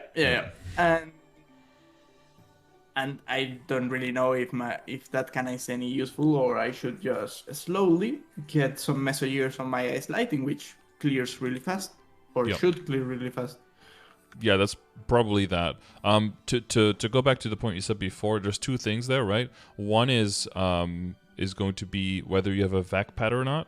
But those are like $100 or 80 if you use the reward points for discount. But they will suck in the drops from very far away. So that'll open up a lot more areas where you don't have to like walk all the way into the corner of the map to get all your money. Or you might be just looting all the time just by rotating across the map and moving around.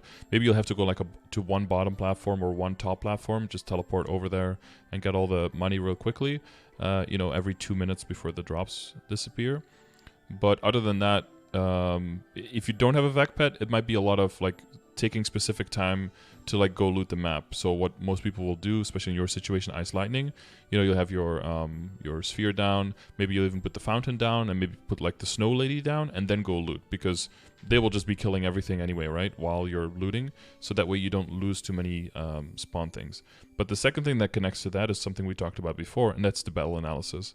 Because you can have a list, like let's say you do like, you try like 10 maps or whatever, and then you have 3 maps that are really good. Maybe one map gives you slightly more money. Maybe the other one gives you is like harder to loot and gives you more EXP. And maybe the third map is like a good mix of both. And then, and maybe is more lazy or something. Maybe one is probably more lazy, better EXP. One is a little bit less EXP, more easy to loot, more money. And then one is probably a little bit of a mix, depending on what event is going on and what situation you want to do. Now you have a priority of what to do. Okay. Other than that, let me just check really quickly. I think I don't have any further questions that involve my items. We check on this. Yeah, we check those questions on the bottom. We went through all of these, right? Oh yeah, Legion links we didn't really talk about, but so I have the command, my links command for this. So in general, I would just say start from the top and work your way down. Make sure you create a Beast Tamer and a 0. Okay. And right now? Or 0 here. Yeah. Because they cannot always be created. So make sure you have one on your account so you can train them later. Oh, okay. Are they creatable now? Yeah. Beast Tamer and 0 you can make now. That's why I'm mentioning it. Because yeah, if you don't make them now, you might have to wait another 6 months. So it's good to just have them so you can train them whenever. Doing them. Yeah. Okay. And then just work on the links thing. Yeah, that'll give you access to more link skills as well, right? And then you can start moving some more stuff around. Okay, but would you focus on links and mules right now, or do you? No, think because of Hyperburn. Do 50? Yeah, it's good to try to squeeze out as many levels as possible and then circle back for sure. Okay. Rather than that, the only thing left, I think, it is the gear progression, which could be really specific to my old set situation. Yeah, for sure, because you've got all the reinforced, right? Yeah. Sorry,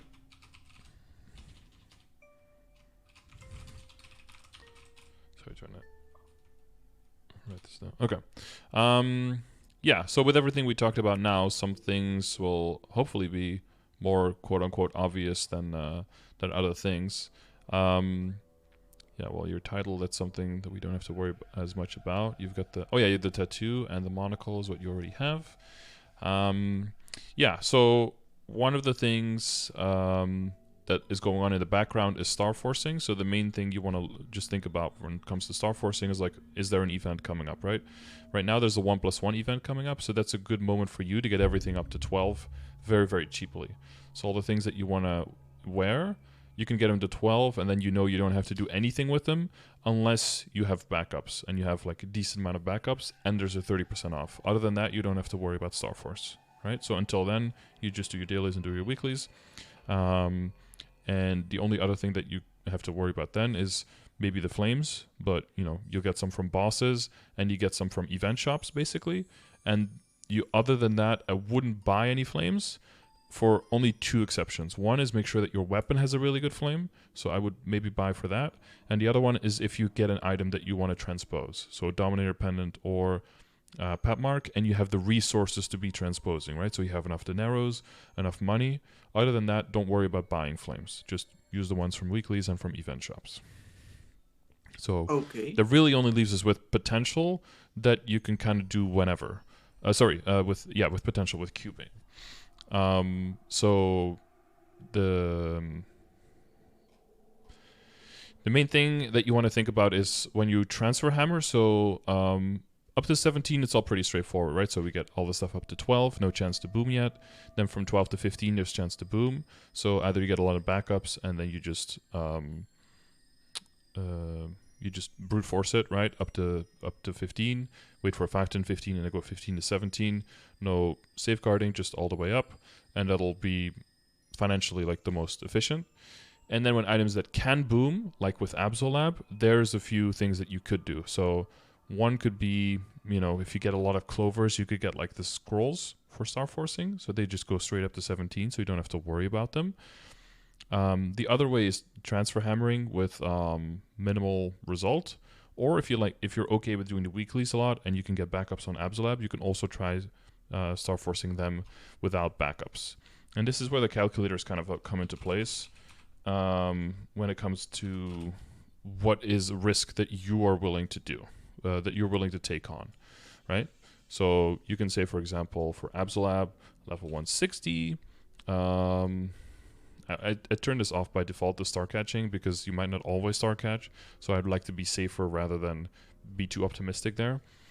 Let's say we don't safeguard and we go from 0 to 17. And there is let's say a 5, 10, 15. And we do that the whole way up. So you can click it a few times, but the numbers should be pretty close. If the numbers are too far away, you can increase the trials, right? It'll take a little bit longer to calculate, but the number will be closer to the real situation. And then you can see like what is the risk. So it looks like the median cost is around 722 mil, average cost around 870, 75% chance within 1.1 bill. That's pretty cheap, but there's a boom chance, right? So one unlucky guy boomed 8 times, but that's the unluckiest guy out of 3,000 people, right? Which is not impossible, but it's a low chance. And the average booms is about 1/3. So if you do this for 4 pieces, maybe 5, then there's a good chance you boom at least 1, probably 2 pieces. So you'll have to do enough weeklies and get enough drops for 7, versus otherwise only for 5. Of course. But then hopefully that's a lot cheaper, right? So we can do like, okay, but what if we change this and we use safeguarding instead? Then the booms goes down to 0, but now you see the price goes up about 50%. So if you make more than enough money, you can be like, fuck it, I'm just going to do it this way. And if you're more okay with doing a bunch of the weeklies, but you don't have as much money sitting around, maybe the other approach makes more sense for your situation. What typically happens is that you find level 150 gear and you do no safeguard during 30% off and get them up to 15. Whoop, and maybe boom a few times. And they'll be really cheap, right? You see like 350 mil. And then during a 5, 10, 15... You try to get them to 17, right? No, you get them to 16 because that's a 100% chance, right? Okay. And then transpose? No, because transposing is only for Sweetwater stuff, right? So this is specifically for transfer hammering.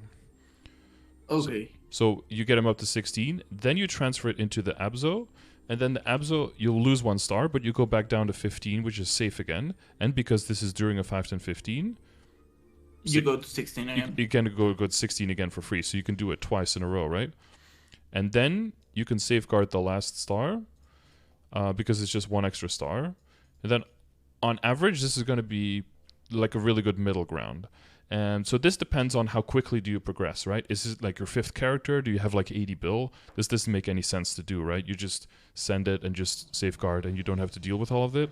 But if you don't make as much money, you're not playing as much, like 16 hours every day, then it makes more sense to have a more systematic approach and just, there's a 30% off. I'm going to, the first thing you're going to do is get my CR rate up to 15, maybe some other pieces that you have. Maybe you have a kind of treasure ring at that point or something. And then you, if you have backups, right, you get those up to 15. And then, you have money left? Okay, well, I'm going to go into Absolab soon, so I'm going to have some level 150 pieces. Typically, they drop, the Transfer Hammer video talks about all of these pieces where you can get them. Most of them drop from, like, Ranmaru, Chaos Sakum drops the cape, etc., etc. Some you can buy from shops. And then you can have those ready at 15. You can't quite equip them. Well, you could equip them yet sometimes, but most of the time they'll be worse because they have no potential and no flame, right? And then once a 5, 10, 15 rolls around and you've got your Abso pieces, then you could do like, boom, 16, transfer 16, safeguard last star, and now, boom, you have 17 Abso. Very affordable, very safe.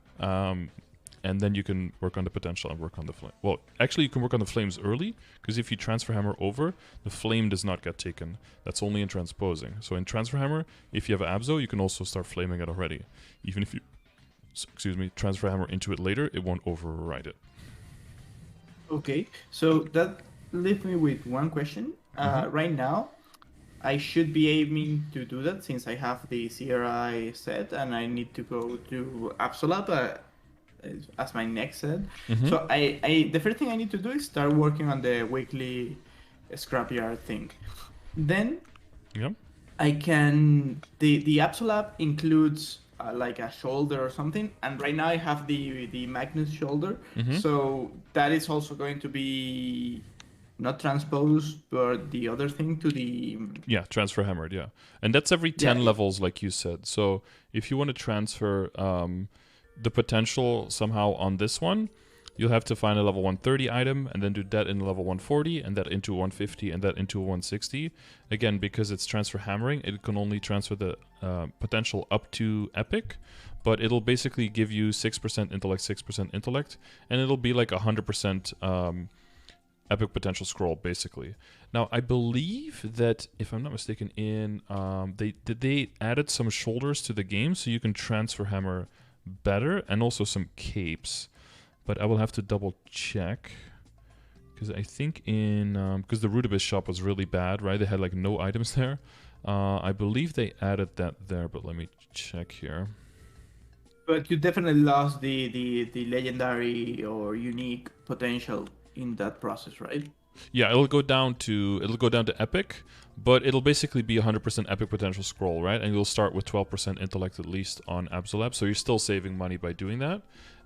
But you only have to do it on the day itself.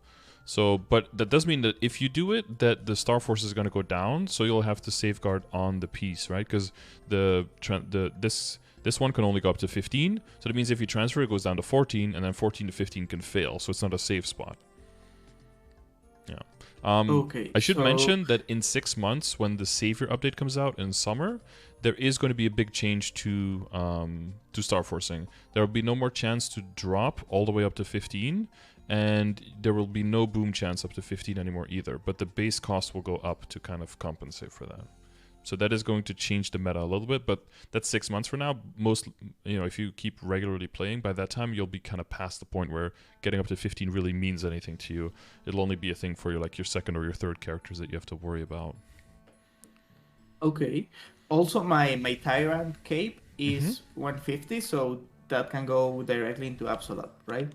No, because Tyrant is a superior item, right? You see the green text here, superior, and superior stuff works completely differently. You can see the Star Force only goes up to 15, and the base stats are really high. It gets different stats from Star Force, so like up to 5 you can only get stats, and then 5+ you can start booming.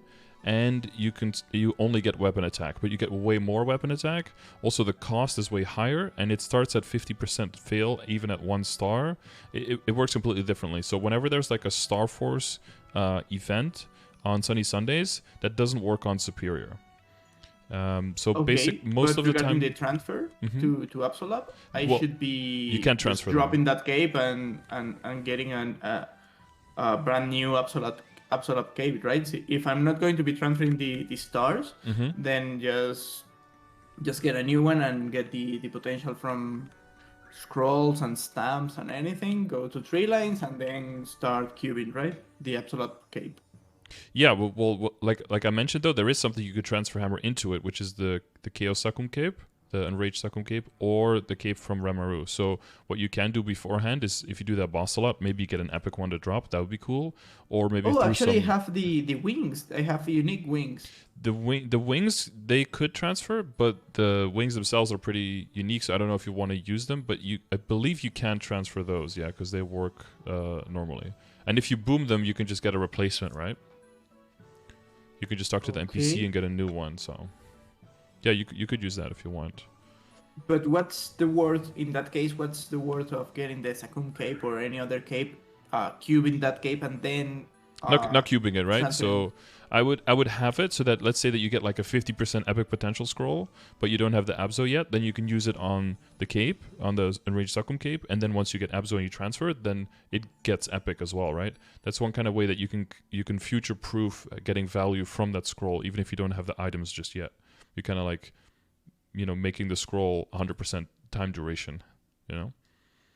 Because they expired, right? Yeah. Well, not all of them, but Oh, most of them. The 50% expire, yeah. Oh, someone said okay. you don't think you can transfer wings. I've never done the wings thing, so... I know for the wings you can drop them and then you get a new one, which is a way that you can reroll the flame on it. Mm. Okay, someone says you can't do the wings, so maybe not. But there's still options, right? Enraged Succum Cape, Ramaru Cape, there's still options there. Okay, use Okay. But Okay. so in the short term, you'll get a lot of so everything up to 12 star. And the other thing is you a lot of your things don't have flames at all, so you can definitely get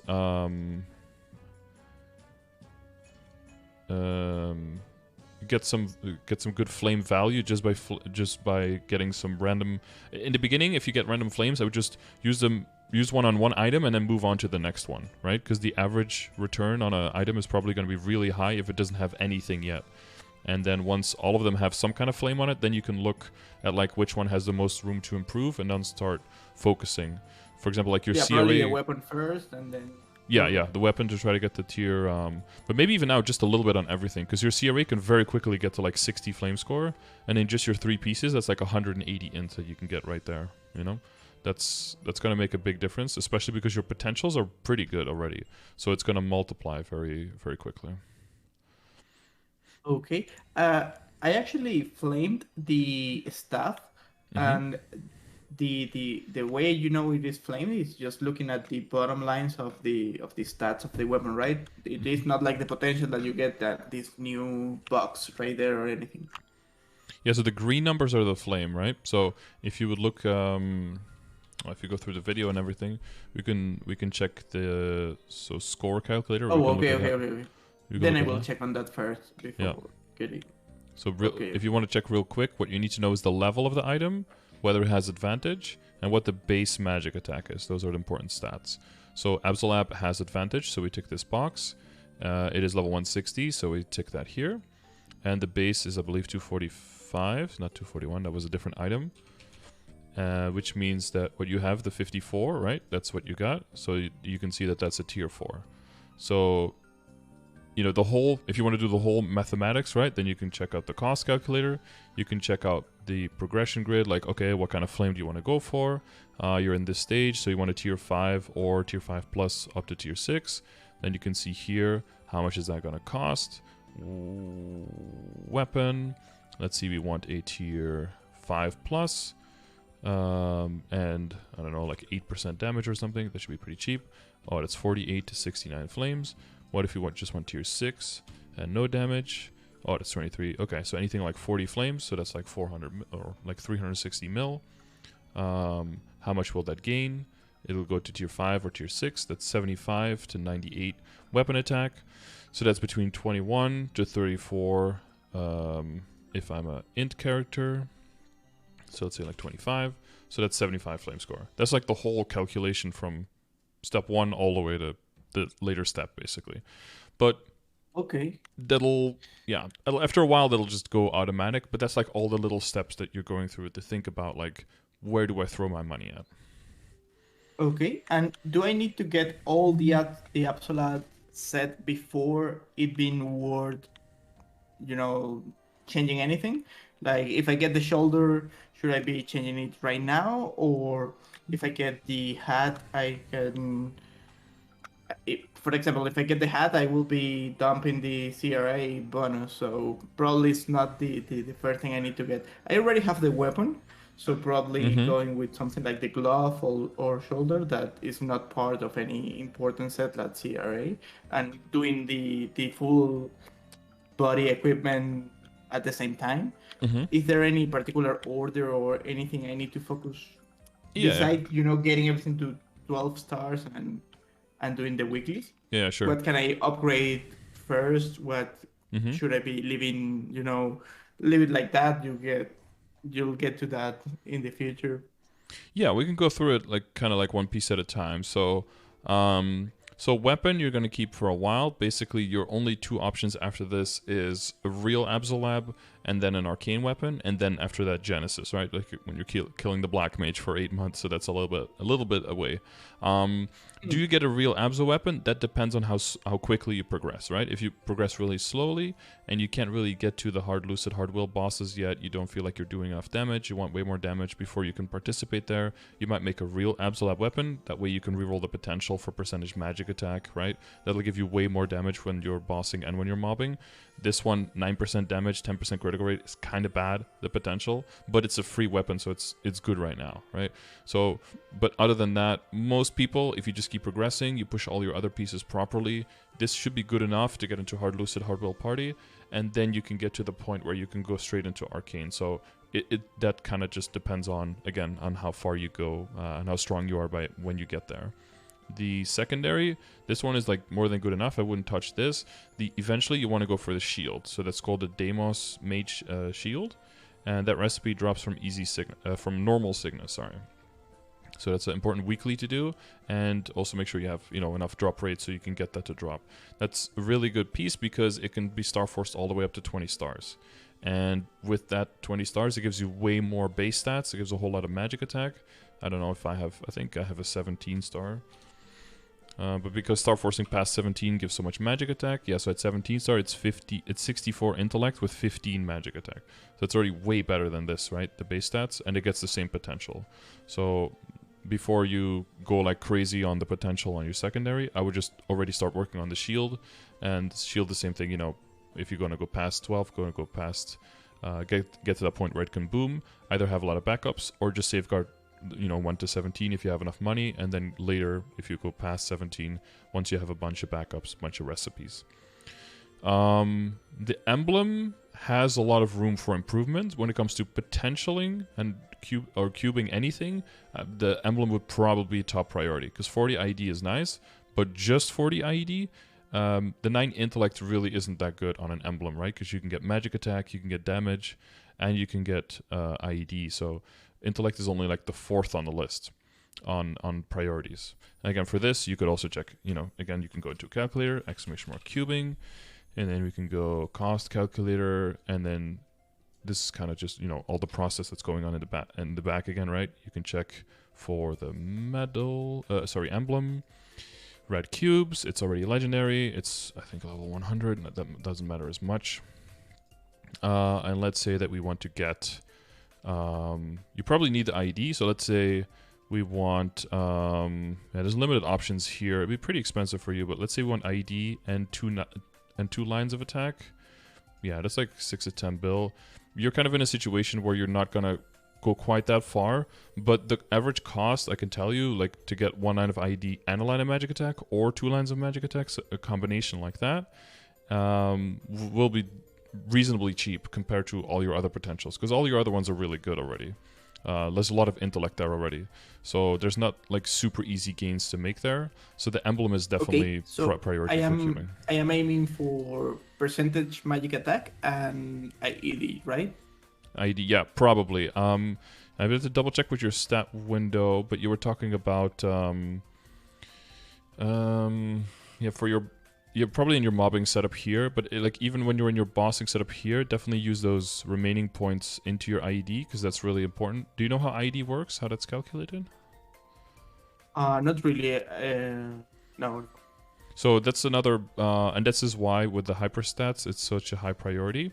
ID is right here, right under Arcane Power, because the more ID you have, the less final damage penalty you get when you're bossing. So when you're mobbing, it really doesn't matter, but when you're bossing, it's really important. So let's say that the boss, let's take an example, let's say you're doing Vellum, right? Vellum has PDR, so that's physical damage reduction. That's basically armor that he has, right? So he has 200% armor, and IED is basically your armor penetration, right? So you have Okay. 75% armor penetration. He has 200 armor, so 75% of his 200% gets blocked. That's 150%. So that leaves him with 50% armor, which means you get 50% final damage reduction. So you only do half your damage if you have 75 IED and the boss has 200% PDR. So that means that all of your upgrades that you're making, only you have to upgrade twice as hard basically as someone who has 100% IED. Now, you can't really get to 100%, but you definitely want to get higher. So let's say, just completely hypothetical compared to this, instead of your emblem having 40% IED, it has 40% and 30% IED. If you add a line of 30%, every line is calculated individually and basically gives you that percent of the line of how much you are missing to get to 100%. So if you're right now at 75 and you add 30%, you add 30% of the missing 25%, which is 7.5%. So you go from 75 to 82.5. Now, if you're attacking that same boss, if you're attacking Vellum at 82.5%, now you're ignoring 165% instead of 150%. So with 165, now there's 35% armor left. So now you deal 65% of your damage instead of dealing 50% of your damage. So your final damage just went up by 30% by gaining a line of 30% IED. So you didn't change anything else, just one line of potential, but now all of your equipment is 30% more effective. So this is why IED is so insanely important, and you're quite low. So again, if you check back at the progression grid and you look at functional IED, so how much IED do you want to be putting out to the boss, you're at the point now where at the low end, and this is the bosses who are below 200%, usually the bosses are at 100% or lower for PDR, 85 is okay, but if you're going 200%, 250%, like with Gollux, for example, or I think Chaos Populatus has 200, or is like in between, or Lotus and Damien have 300%, you want to be north of 90%. You want to go towards 93% at least, because if you're at 75% and you attack a boss with 300%, you're only dealing 25% of your final damage, right? And then you can spend all that money and make all those upgrades, but your damage is not going to go through. You don't have enough pen. Okay, so right now, if I focus on the emblem, I need to save up a lot of messes for me to get something that's good, because right now, since I already have 40% IED, for example, if I only get 5 cubes and I lose the ignore monster defense, that's going to be a lot worse, right? Yeah, it means for most bosses that your damage is going to absolutely tank, yeah. So if you can only buy like 5 cubes, then I wouldn't do it. But you also have a relatively low amount of money. Like if you spend like a bill, for example, I think you're I don't know, I'm pulling like numbers out of my ass, but you're probably like 90 to 95% sure to get something that's better than this, because this is very, very improvable. But what I would focus on more in the short term is make sure that you have enough money. Try to get the shield maybe before the event, right? And try to get all of your stuff up to 12-star. Now, if that's all ready, then I would maybe buy a few flames, or look at the event and look at just weekly bosses and just get some flames on everything, just so you can get a lot of value out of that. And then if that's all kind of like settled and everything has like an okay flame, then I would look at your emblem and throw cubes at that. But like you said, like I wouldn't just throw like 2 cubes if you could just have like 25 mil. That's not a good idea, right? Because then you're probably going to ruin what you have. So give yourself like a bill and a half or something, and then you should already see like a nice upgrade. At least one roll of like, 9% magic attack and 30% IED, something like that. That'll already be a significant upgrade from what you have now. And once you have like 2 useful lines, then I would go towards your shield and try to get that legendary and try to roll a good combination of boss damage, IED, and magic attack on that. Because the main thing now is your IED is very low, because you probably don't have IED familiars, you don't have your 4-set superior yet, right? And you don't have a big legion yet where a lot of IED comes from. And those are the biggest parts. For your Legion, you can get 40%. From your set bonus, for your 4-set superior bonus, you get 30%. And from familiars, you can very easily get 15% 2 times, so 2 15% sources. That'll just skyrocket your IED, but you don't have any of those yet. So now all of the pressure is on your weapon, secondary, and emblem at this point. Okay, and I do have the superior Gollux earrings that will give me the 3 set from... But it is still not ignore monster defense. Should I get to 4 on Well, that? because you have the lower ID now, and you have 4 sets superior reinforced, I would keep the 4 set reinforced now, because even though the range goes up, your damage, especially on bosses, is going to go down. So your damage on normal monsters will go up a little bit, but on bosses will go way down, because you'll lose 30 boss and 15 IED from the set bonus. So I would Okay. only switch to superior if you have all 4 of the superior pieces. Okay, so I should be getting the superior belt and getting a good, because the only thing that keeps me from going to superior is the belt. Yeah. Since I So have the the belts, legendary the belt. belt and the earring, those are the ones that drop now from the boss, and the ring and the pendant is the ones that you have to buy from the shop. Okay, so I could just do the gold and Mm-hmm. until I get the superior belt and everything. Yeah, and you can Okay. check in dailies. I have Gollix. Gollix is here, but I have it mentioned here on the type of difficulty as well, on which difficulty you want to do, because a lot has changed with Gollix. So they changed which drops. They changed the amount of coins that drops. They changed the price of the coins. If you still have old coins, you can change them for new coins in the Gollix shop. So I would definitely check that out as well. And they made him way stronger, so you can't do Helix as early, not nearly as early. Like 230 is like the earliest you can do pretty much for Helix, where it used to be like 205 or something. You could easily kill it on the Light Lord. Right. And then they switch which drops. And in the shop also you can buy one of each of the items every week, so you can buy backups now. Okay. Yeah, so that changes as well. Like, okay, do you go 17 first? 17 safeguard. That's going to take you a long time already, right? Like, get all the nice pieces, get into full Abzo, get into superior, get Sweetwater stuff, get your CRA, get everything to 17 stars, get some nice potential, get some nice flames, and then work towards Arcane. And then you're going to start like star forcing past 17, and you go back basically to the top of the list. Where do you have the most backups? What's the cheapest? Back to CRA. CRA up to 19, maybe some accessories up to 19. And by this time, you definitely, like you mentioned before, and basically where we are now, in the point after you get some nice potential on your emblem and your book, is you want to start working on your drop rate and your meso gear. You want to make money while you're training, and you want to get high drop rate so that when you kill bosses, you can get those pieces. Because you can make a lot of money, but if you don't have the pieces to spend the money on, you can't really make any upgrades, right? The only thing you can do is go like really, really hard on potential, but that kind of locks you in place, because now you can't transfer hammer over anymore into the pieces, because that ruins your potential again. So then you're kind of playing backwards, right?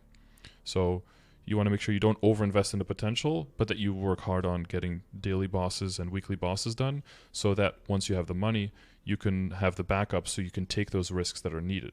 And you'll get unlucky on some pieces and lucky on some other ones, and where you get lucky, that's where you push, and where you get unlucky, you wait.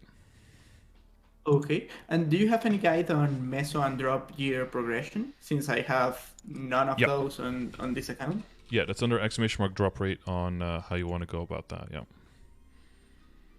Like which lines you're looking for, how many lines, and all of that. Okay, I already have the Spider Familiar, which is that's really place to good. start. Yeah, that's a really good. And then you get into Abzo, right? So you asked before, like, what is the order and everything. I would go for just one of the armors each, like, just to buy them. I don't think, like, if you equip them, it'll be good because of the set bonus with your weapon. You did mention the hat. We typically don't go for the hat because it just doesn't make sense. You don't want to break your CRA set because you lose 50 weapon attack there, and it's too much trouble, and it's just not worth all the effort. So you keep the CRA hat, and for Abzo, you just get the shoulder, the shoe, the cape, and the glove. Just those 4 pieces. And then, like we mentioned with the weapon, sometimes people get the weapon, but you'll have the full 4 set, right? And the 5 set once you just get the drops with the fake Absolab. And usually then that's strong enough to go into Arcane, and then you don't have to worry about the real weapon. The order you get them in general is whatever gives you the best upgrade. So for most people, it's usually glove first, and then typically it's most likely shoulder, and then shoe, and then cape last, because Tyrant Cape has very high base stats. That's usually the order. Glove, because you can go into legendary and get critical damage, which is a huge upgrade. It might show like a negative range, but it'll give you way more damage. And then shoe because typically it's a really shitty like a Nova shoe, right? Which I think is what you have as well. Yeah, I mean I say shitty, but all the shoes there are shitty. It's not like a dig at you. They're all just kind of bad. No problem. No problem. And then usually the shoulder, because by that time you're moving into Superior, you're moving into Sweetwater, so your boss accessory set will just start disappearing anyway. So there's a very low cost to switching out of your Royal Black Metal shoulder into Absolab, and then Cape last, and that'll round out your set. Okay, and you never go for the overall. You keep No. the. Again, because that breaks over. Because think about it, right? Overall, you only get one set of stars, one set of potential, and one flame. And it's going to be a little bit harder, but that set bonus is not good enough to compensate for all of that.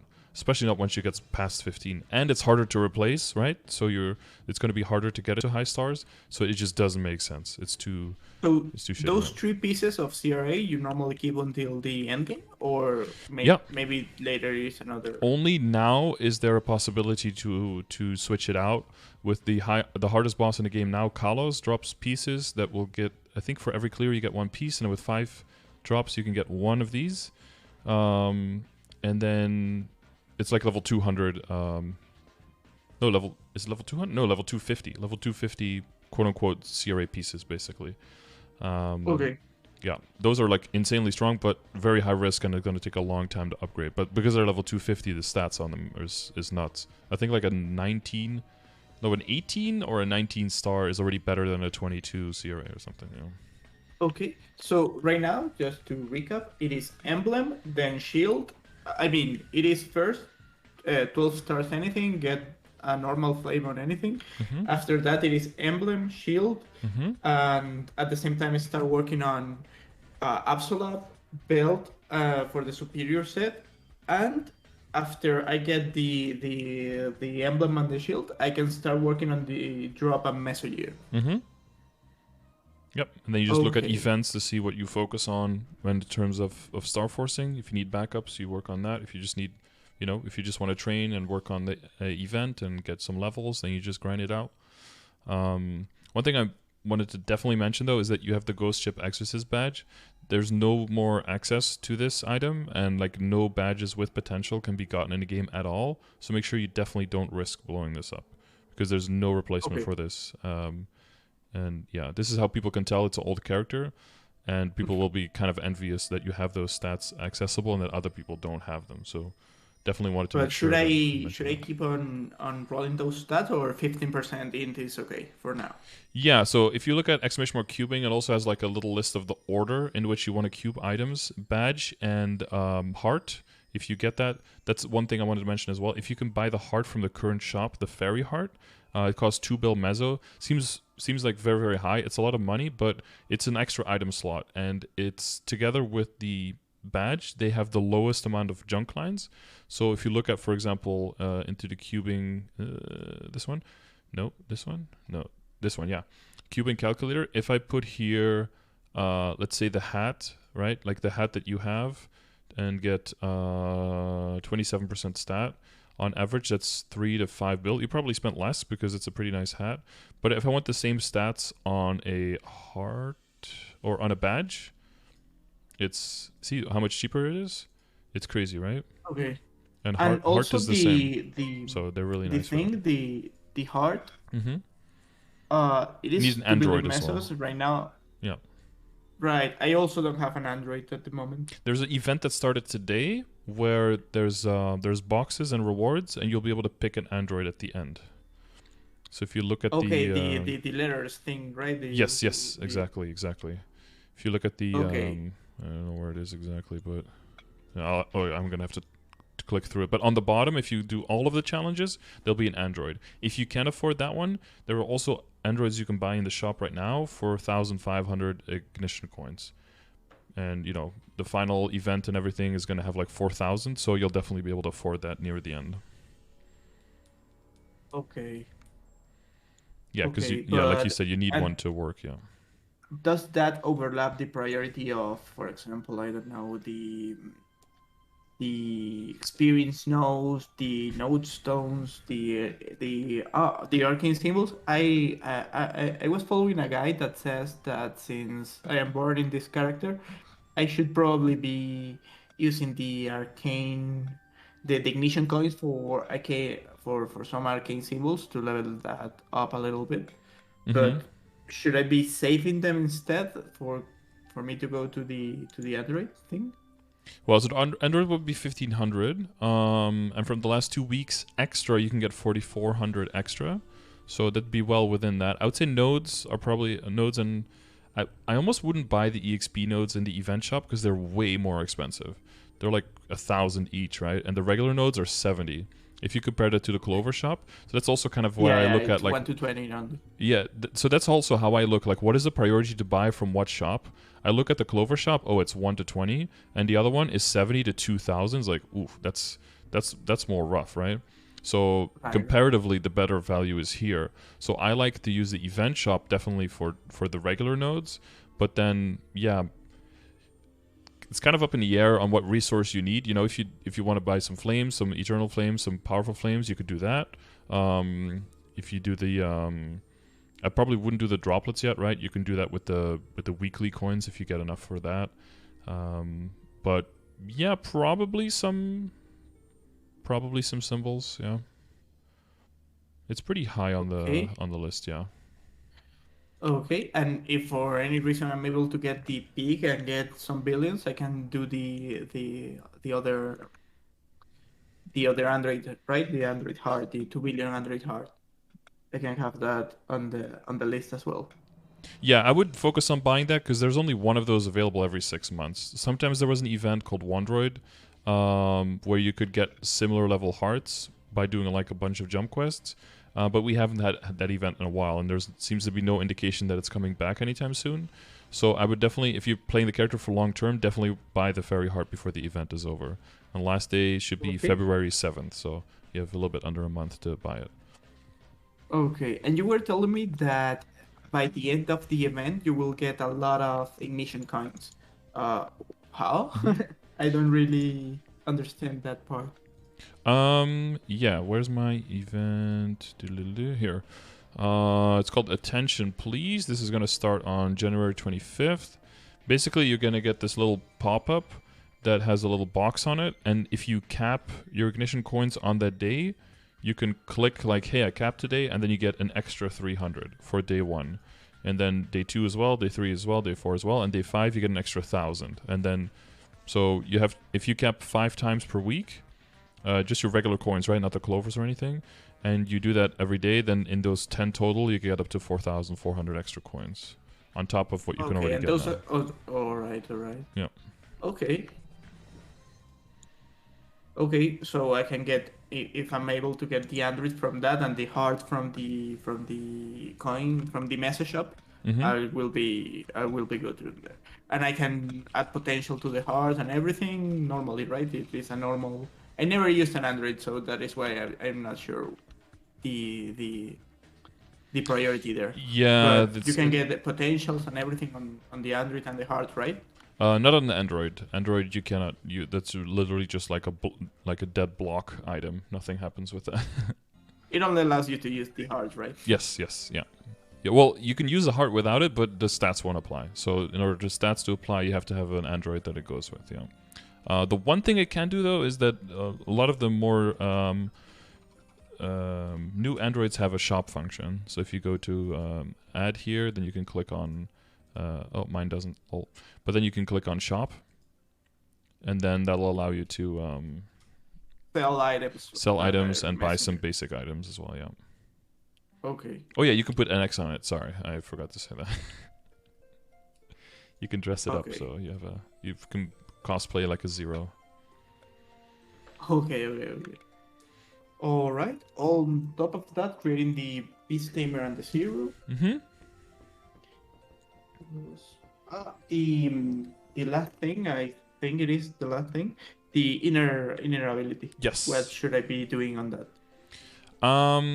So since you have in the beginning you get a lot of honor experience just from leveling. So a lot of people get the feeling like, oh, I have a decent amount of honor experience, I should use this. The problem is now you can only get honor experience from like a few things, like from killing weekly bosses and sometimes from event shops, and you can buy some in dojo if you get into top 70% of the week, and that's basically it. So now your honor experience is kind of fucked. So there's two major things that you can do. One is you can kind of buy quote-unquote honor EXP with mezzos by using the circulators, and the other one is you can just wait a long time, save up enough honor, and then roll. So I would do a combination. I would definitely work on those upgrades first that we said, but once your drop mezzo gear is kind of done, I would start thinking about your inner ability as well, and just, well, we used to have sometimes sales, but those aren't around anymore. I would just buy and set yourself a budget for circulators and be like, okay, I'm going to spend 1 bill, or I'm going to spend 3 bill, or whatever, and then just spend that much or less, but never spend more. Just like, you know, cut yourself off if you don't get what you want. The main thing that you want, the super important thing that you want, is you want 38% unique line buff duration on the second or third line. That's most important thing. That's what you want to chase, right? I got really lucky. I revealed it on unique on my top line, so I don't even have to go to legendary basically, because then I have to get it again on a unique line, and that's very expensive, and I don't care enough about the character to do that. So I can just keep it on unique. But this is the line that you want. But in legendary inner ability, it'll be on a second or third line. So until you roll that, you don't do anything else, basically. Okay, and after that, I can lock that line and go for something on my legendary, right? Exactly, yeah. I believe the best in slot is still... I believe the best in slot is still attack speed, but I guess, yeah. Do with the circulators right allows you to lock the line? No, circulator allows you to pick the previous roll or the outcome roll, though. The regular miracle circulators. So, okay, so after I get that line, no more circulator for me, right? Exactly, yeah. So let's say that you rolled, that you buy like a bill in circulators or something, and you see like a top line like 20 mezzo obtain or something. You can keep that. Then you just keep using your circulators, and then, you know, if you don't get what you want, you just end up with a 20% mezzo obtain, and you still made an increase, right? You still made an upgrade. Let's say that you see like, +1 attack speed and 10% drop rate or something like that. Then you can keep that. But the main reason we want the circulators is because if a circulator hits your type of line in the tier that you want, it'll always give you the highest number, and there won't be any variance anymore. So that's why it's really important. Otherwise, the numbers are like all over the place. I don't know, you can look at an example, but let's say that you hit unique for, I don't know, what is this? For intellect? Okay, that's a bad example. Nobody wants that.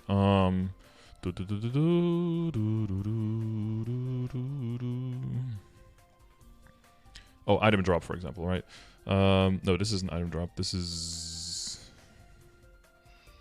What the hell? Oh, yeah, no, this is, yeah.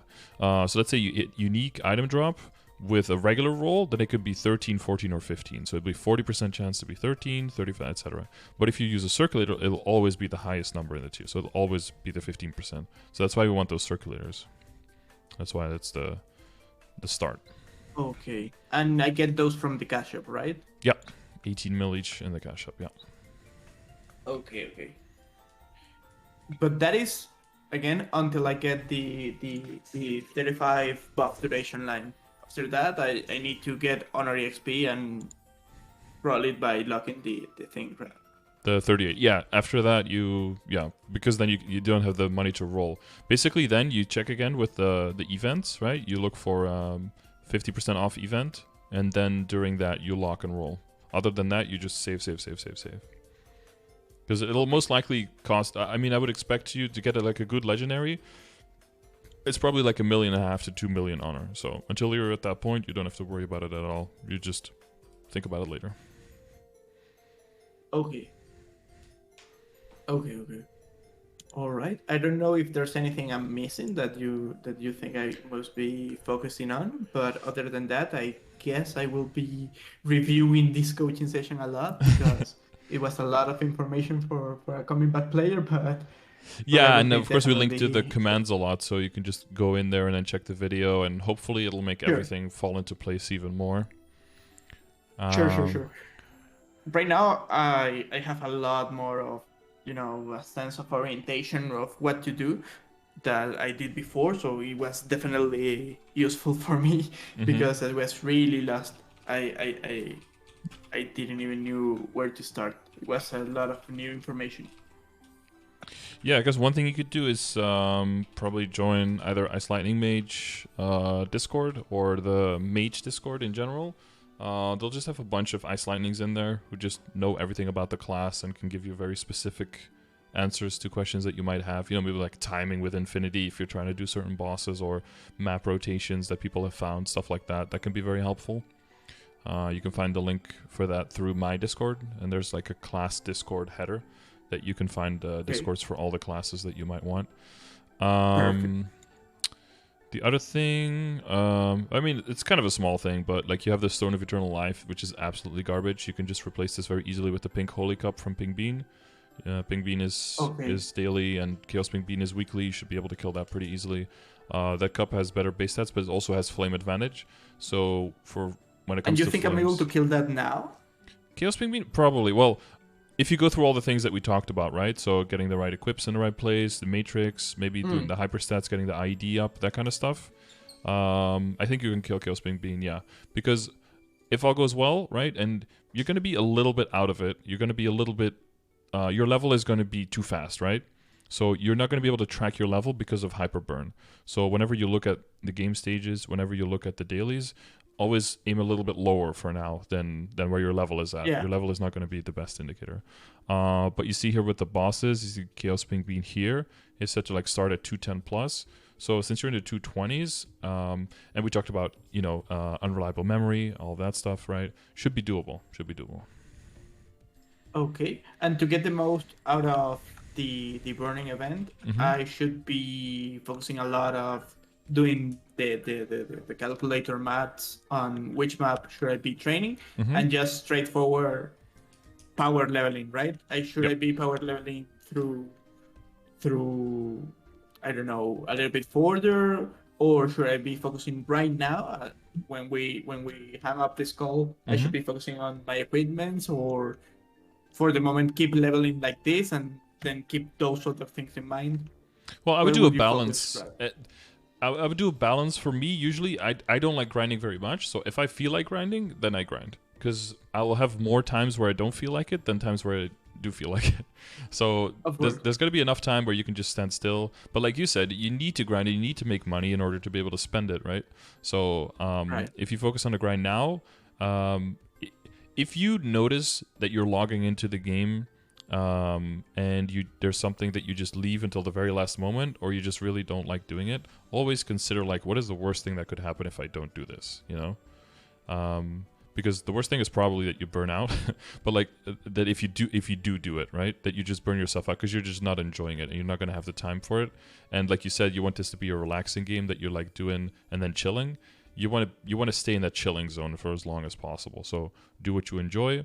If there is something that's really important and you just really don't want to do it, just think about like, what's the worst thing that could happen if I don't do it right now? Is it really that important, or, you know? Okay. Was it too vague? And of course, after I get the meso, should I be getting into meso or drop gear first? I think meso, right? Combination typically, because legendary is pretty expensive. Just get either one and then move on to the next pieces. But the drop rate command will explain like what your approach would be and how you I have that on another tab. I'm just not checking that as we speak right now. Yeah. There's like a little square with like the base information, and there's also a little bit more information because of the changes with totems that lowered the value a little bit of meso obtained gear. Of course, it depends on if you have a vac pet, but also if it's your first character or not. In the beginning, you definitely want the meso gear, but once you can fund your main character and that starts to get very expensive, and you start working on other characters and you're working on bossing mules, right? So you can sell the weekly crystals. Once that starts becoming a big part of your income, then I would focus definitely way more on drop rate, because you want nodes, you want symbols, you want droplets, you want boss drops, right? Those are just going to be more important, and the extra money that you can make while training is going to fade in comparison to how important the drop rate is at that point. Right, and also the meso farming meta is the same as the new XP meta, where there's no specific map. You just go wherever it fits your, I don't know, the clear pattern or the... Yeah, it would be basically where you can kill the most monsters and loot your drops the best. So if you have a vac pet, then you basically just go wherever are the most monsters and you just kill the most monsters possible. If you don't have a vac pet, it's going to be really class dependent. more typically summons are better there. So you're in a decent spot with Ice Lightning. You have a decent amount of summons. Because then you can place those, right? Keep clearing the map and loot at the same time and have a better chance of full map clearing on rotation. Okay, but definitely I'm not going to be losing a lot of time if I go, for example, if any, I don't know, reverse city map fits me because I'm able to one hit and everything, that is okay for me to loot there. Yeah, and you've got your teleportation, so as long as you're not like wasting a lot of time. 7 seconds is long if you know your rotation well, but it's pretty short if you're just hopping around the map. Yeah.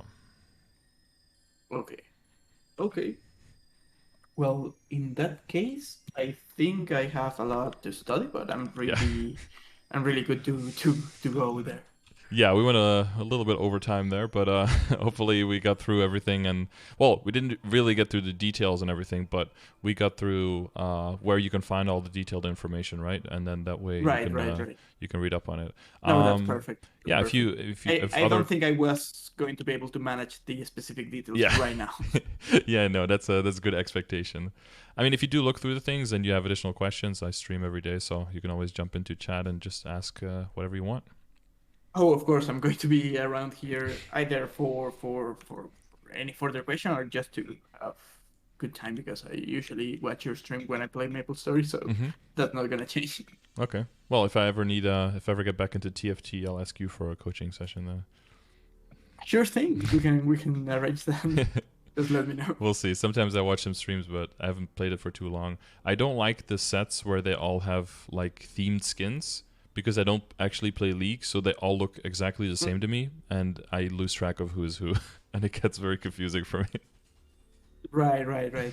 So do you prefer the sets where like the very first season composition, the red composition, I don't know, or do you prefer anything to be a mixed? Where it's just like the standard skins, basically, where they look very different.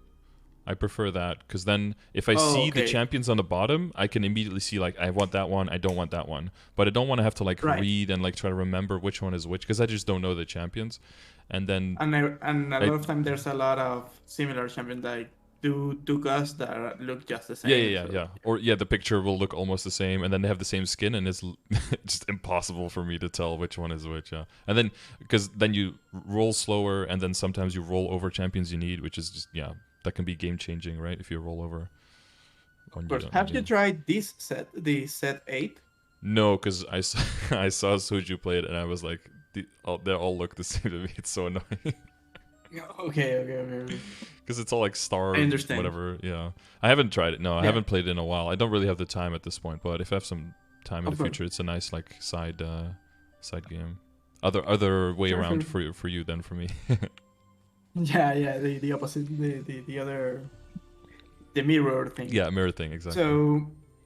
So let me thank you so much for your time. I didn't realize we were that much of overtime. Yeah, I don't time know flies. If I don't know if you feel like it was above what I was paying for, just let me know so I can compensate for the extra time. I don't want to Yeah, I mean it's on me. I mean if I don't cut you off, then that's kind of on me. But yeah, it's usually about 1.5 hours, but I think we did 2.5 hours almost. So it's a little bit longer. But you do what you think is fair. I'll just be here streaming. So it's it's all good. Okay. Well, let me thank you once again for your time and for all this information, and I will be working on it. Okay. And I'll see you in the chat. Thank you so much again. Yes, you're welcome. Yeah, sure. Bye-bye. All right, have a good one. Bye-bye. All right, exactly 1.5 hours on the dot, chat. Look at me being all punctual and shit. Cool. So, with all that being said, if you need any of the commands, use the chat. ! Topic, boom. ! Commands has a list of all of them. Everyone can use them, even when I'm offline. Jump into the Twitch chat, use them. Cool. If you see anything you have extra questions on or anything you disagree with, wait until I'm live and let's talk about it. Always open for feedback. This game is huge. There's so many classes. Everything is constantly changing with huge updates. Some of the things are going to be either subject to change or slightly debatable, and I'd love having those conversations. So if you think that there is something to talk about like that, let's do that. or in the comments of the YouTube video. I can still read all of those. Speaking of comments in the YouTube video, if you like this session and you would like one of these individually for you, private session, could be private, but probably not, probably live in front of everyone, but one-on-one, you can leave a comment saying that you loved this content, it was super amazing, and that you would like to win one of these sessions, including your Discord name, and I might reach out to you at the end of the month. Every month I draw 2 winners from all of these videos and people who leave the comments, and it could be you. So if you're interested, do that. If not, you can also check the description of the video and check how the coaching works. It's either through direct donation or for people who are subscribed on my Twitch chat, on my Twitch channel, and they can use the channel points that you get just for watching the stream. And that's a, slower way, but a more affordable way of doing that. Other than that, yeah, make sure you use exclamation mark and contribute. If you have BAs for both bossing and mobbing, all of this data will be very useful. And under exclamation mark classes, all of this data will be shown and helpful for you. Okay. And other than that, I thank you for watching. If you actually made it to the end of this video, amazing. Maybe watch another one. There should be some playlist stuff coming up now. Click that shit. And if not, I'll see you live over at twitch.tv/Scardor. I stream there every day. Let's see you there or in the next video.